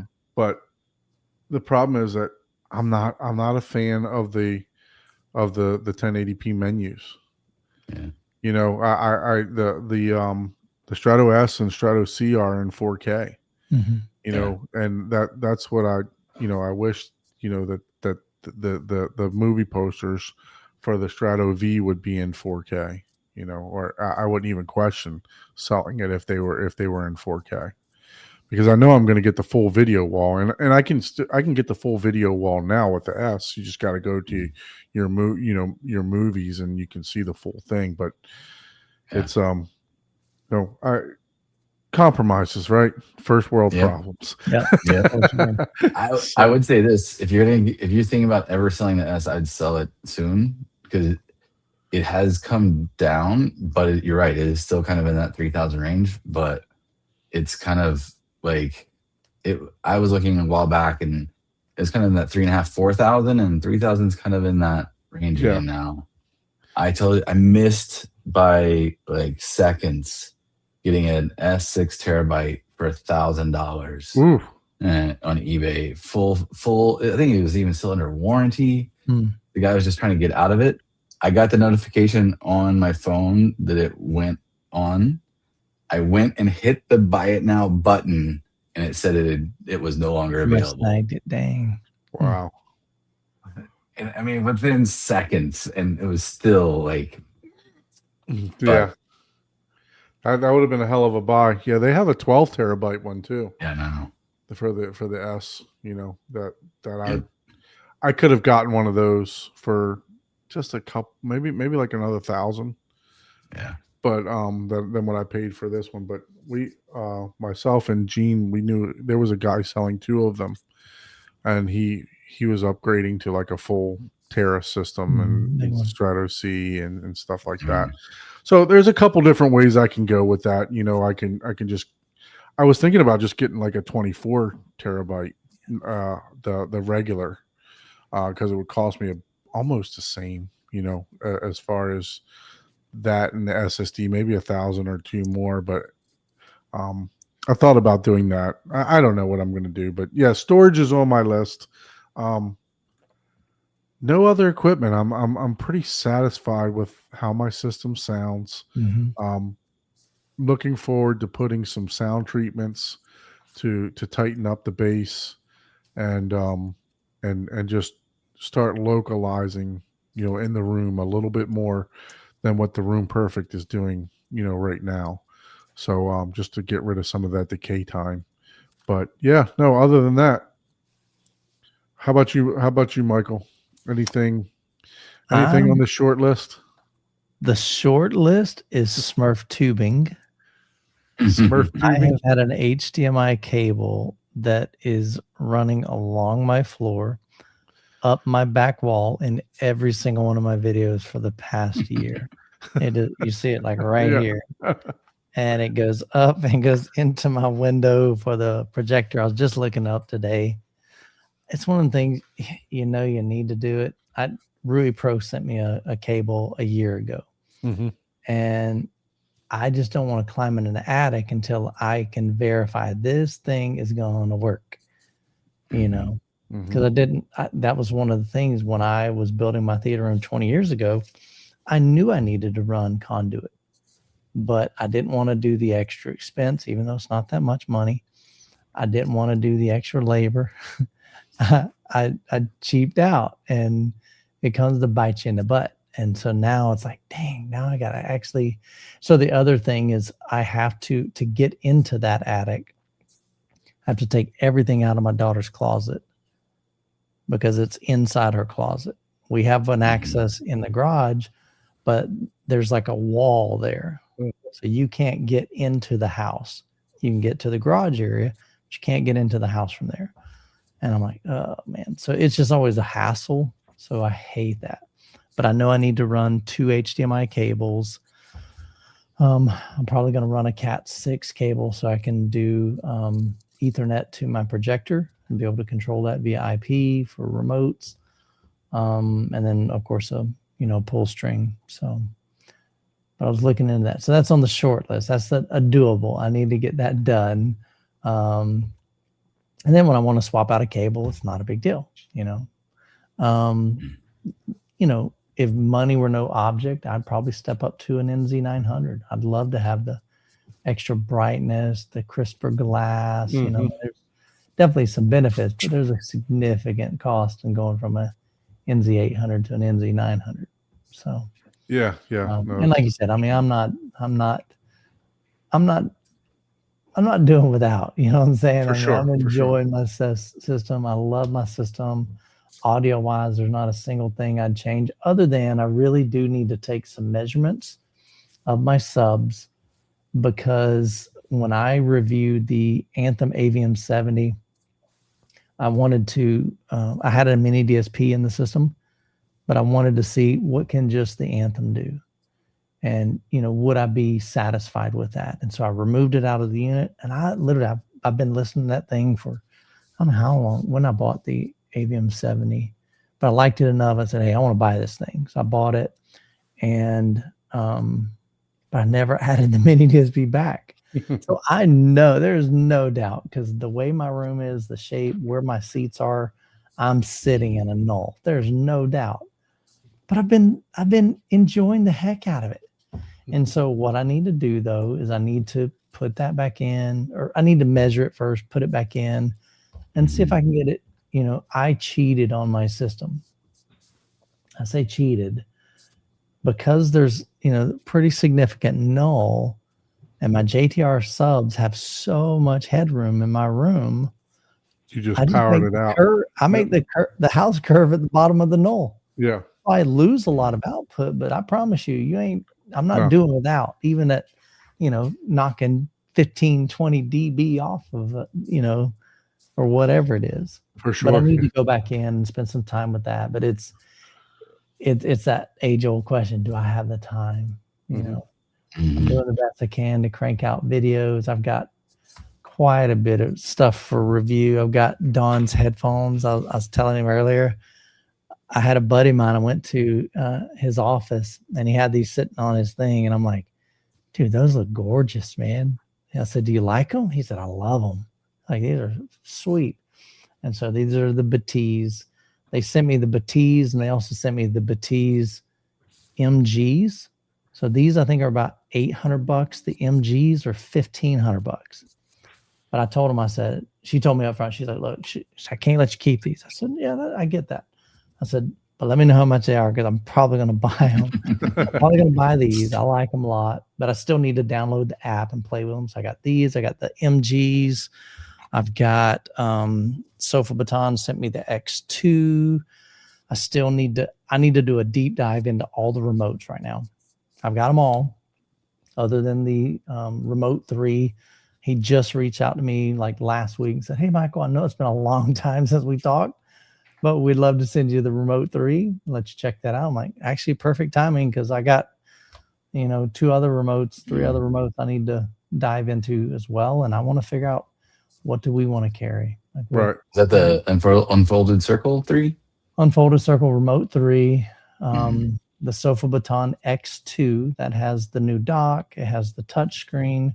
I have a Cantana, I think it's called Cantana Haptic Every time. RS90. It's an interesting looking remote. It's like it's straight and then it like does a little 45 angle. Mhm.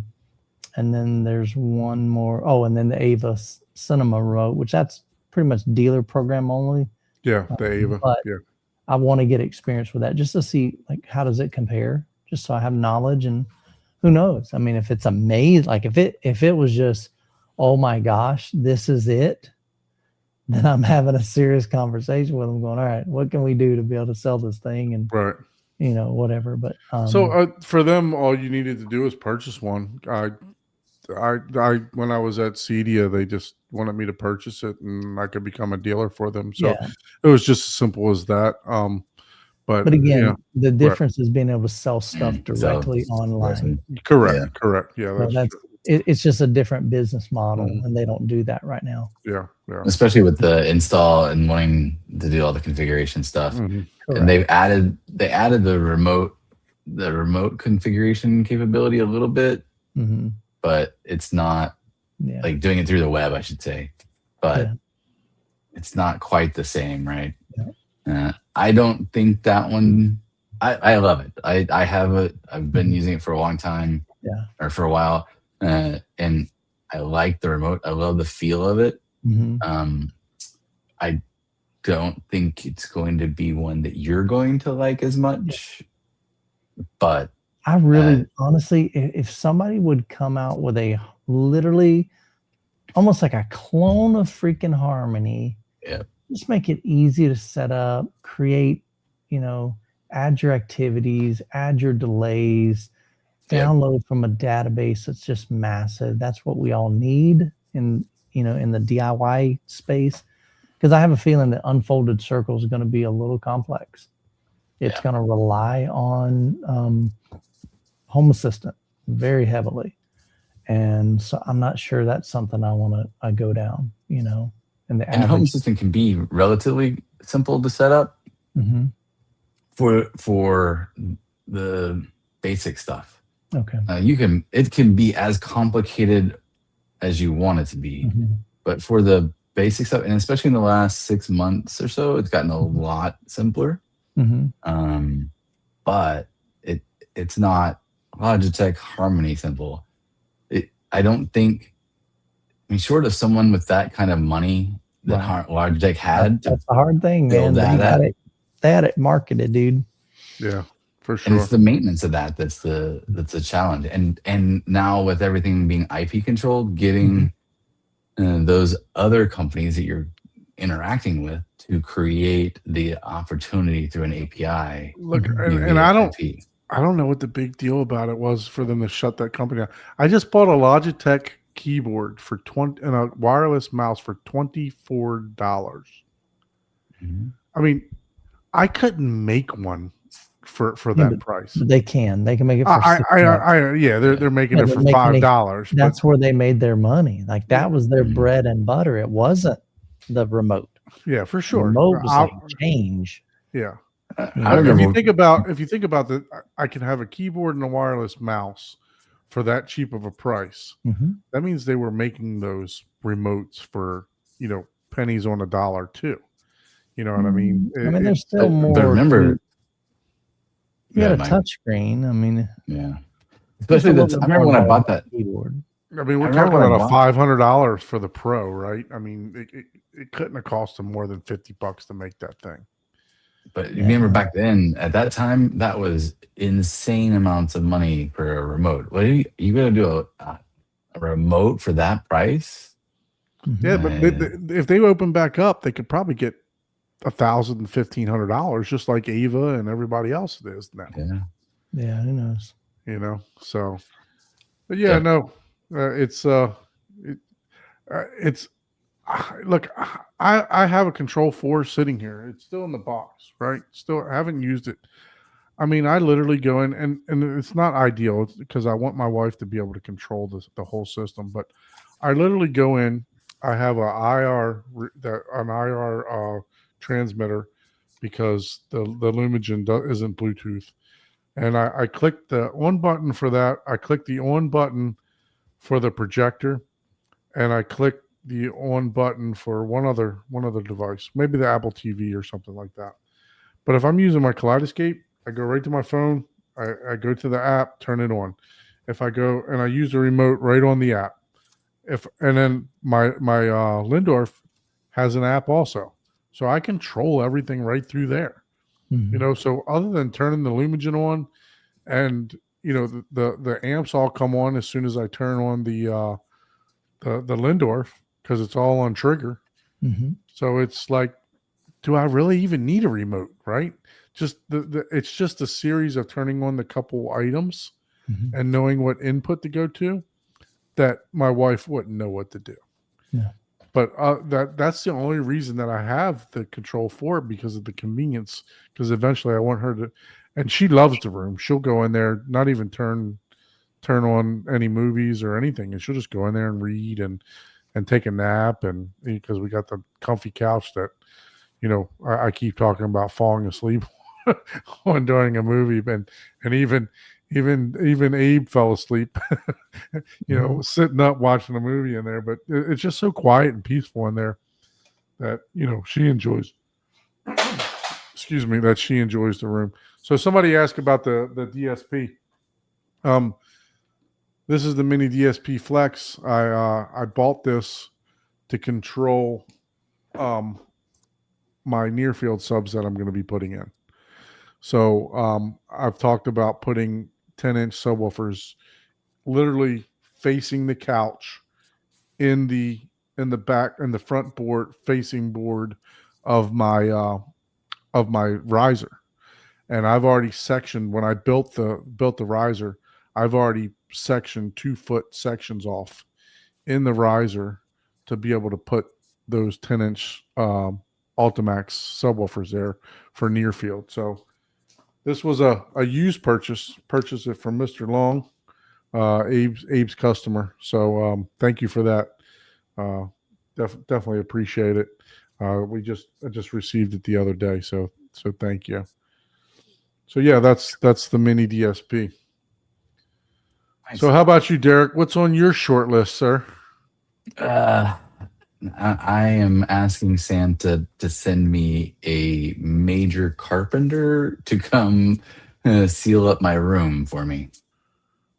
Otherwise, I just need to. I'm actually going to start working on putting the room back together. So I 2 years ago tore everything down because the stupid community got in the way, and I went and saw Jeff Mary's theater.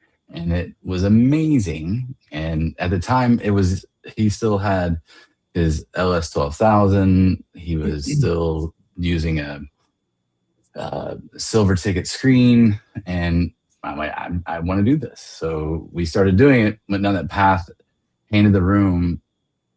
Well, that meant taking everything out. Well, then that became a whole thing. So.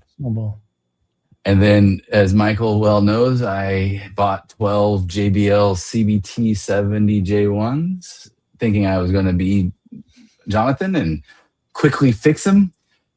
Turns out those things are massively complicated and take a lot of effort to fix when it's not just a crossover board. So fix those, painted them. Now it's time to finally get stuff up in the room. My wife would be what she would say would be for Christmas as well. Yeah. Let's actually get a functional theater again. That's So awesome. that's the goal. Good, man. Awesome. So just gonna go. Sorry, I was gonna say I missed the Dayton Audio Signature Series. They went on 20% sale for Black Friday. And I thought, oh, surely they'll do it again. I don't really want to make any purchases right now. I've got FOMO ever since. Yeah.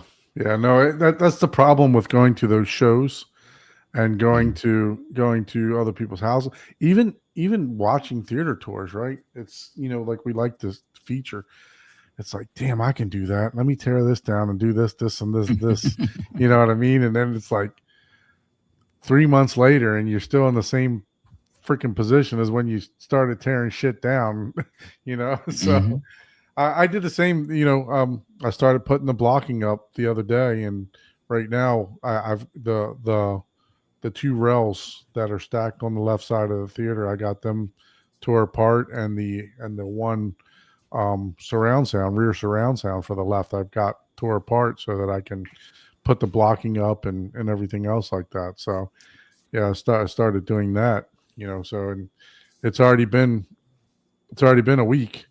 I did get quite a bit done though, so I'm proud of myself that I at least got quite a bit done. But through the rest of the year is just going to be heck for me. We got 2 holidays on Thursdays coming up. So by the way, I don't know if we're going to reschedule those shows or not for Christmas and for New Year's Day. So I have to get with the guys about that and talk to them. Obviously, we're not going to do it on Christmas or New Year's Day. We're going to spend time with our families, like we all should. But we'll definitely let you guys know next week if we're going to reschedule those shows for a different day or not. But yeah, so we got to plan that out and just work end of the year. End of the year, trying to hit end of the year numbers, and we're that close. So I got to make sure that it happens. So so maybe I can get a bonus and maybe do one of those upgrades we're talking There you about. go. Hey, Maybe do one of those Epsons with the 7,000, 10,000 lumens or something like that to have as a projector to play during the daytime while watching sports and stuff like that. There you go. So. Yeah, Ike teased me when I was over at his house. He teased me, if you're not careful, Don is going to finish his home theater before you do. Yeah, you can't have that happen. No, I'm really thinking that my goal is to have fabric up and LEDs and all that stuff at the latest end of February, but I'm shooting for end of January for that. 2027? No, 2026, bro. Yeah, let's see. So I heard that 3 years ago. That's my goal. The problem is I'm sitting my fat ass down watching movies instead of doing work. Is what the problem is. So, but yeah, just want to go through the chat again real quick. Make sure I didn't forget anybody in the chat. I know we didn't give a shout out to everybody, but Scottio, thanks again for the super chat. Really appreciate that. Going back to the projectors, Senor Dusty says the Barco Freya was the best projector that he has seen. Let's see. MFK, we were talking about the Panamorph, so I think he's talking about the lumens perceived in that one. Let's see here. NZ, I like my NZ8 with the Prisma. I've never heard of that one. Prismasonic anamorphic lens. I'm not familiar with that. I'm not familiar with that one either. So there's Chuck. The Upgrade King says you don't need to necessarily upgrade. So he was at the theater. Senor Dusty says the same thing.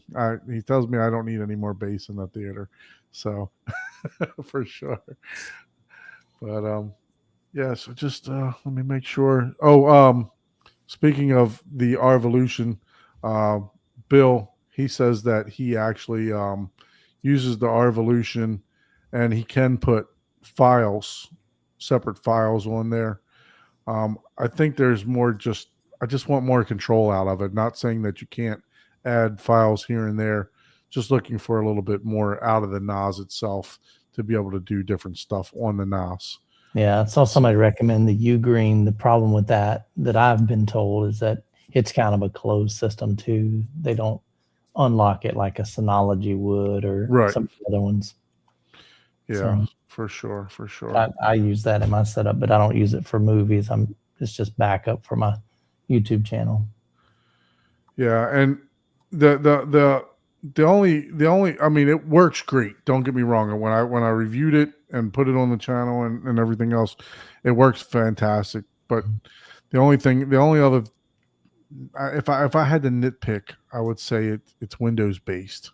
Mm-hmm. So yeah, for a NAS, that's the only thing that I thought would. And I'm not even a huge tech guy, but everybody that I know that talked about it, that I helped me with it, they were questioning why it would be Windows based. So, but like I said, if you're using it for the Arvolution, and maybe just to store some files, some pictures, or something like that, it worked flawlessly, 100%. You know what I mean? It really did well. So yeah, that's true. I did hear about that too. They were saying that Scott was saying you can reflash the Ugreen and put whatever on it you want. Okay, yeah, I've not tried the Ugreen. I'm not savvy enough to reflash it and do everything else like that. So, but yeah, no, my guinea pig, and I always tell Paul this, is because he set up the QNAP and he's been working on his, so I'm letting him work all the bugs out of his, so he can tell me exactly what I need for mine. Tell him to build you one and send it to you. And hopefully when I give him access to it, he don't wipe my bank accounts out. That's right.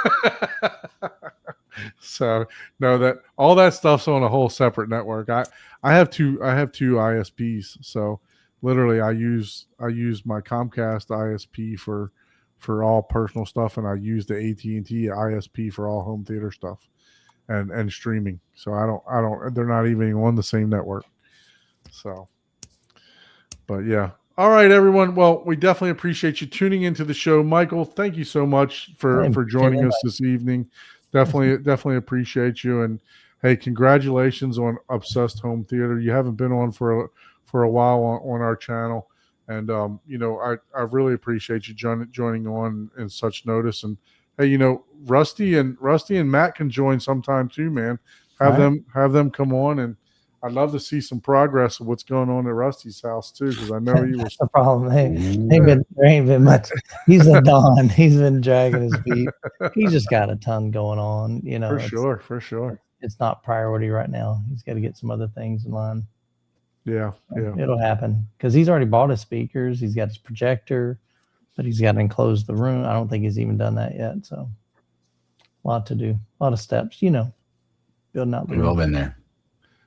Yeah, for sure. Yeah, it takes time, man, and especially when you want to do stuff right. So yeah, his is gonna be killer. That'll be awesome. We're looking forward to seeing that. Looking forward to seeing all the upcoming reviews that you got on the remotes and whatever else you're doing. Derek, thanks for joining us too. Please give a shout out for your business, Derek. Oh yeah, Harold Home Systems. Just getting going, but I'm really, really excited, enjoying it, loving it.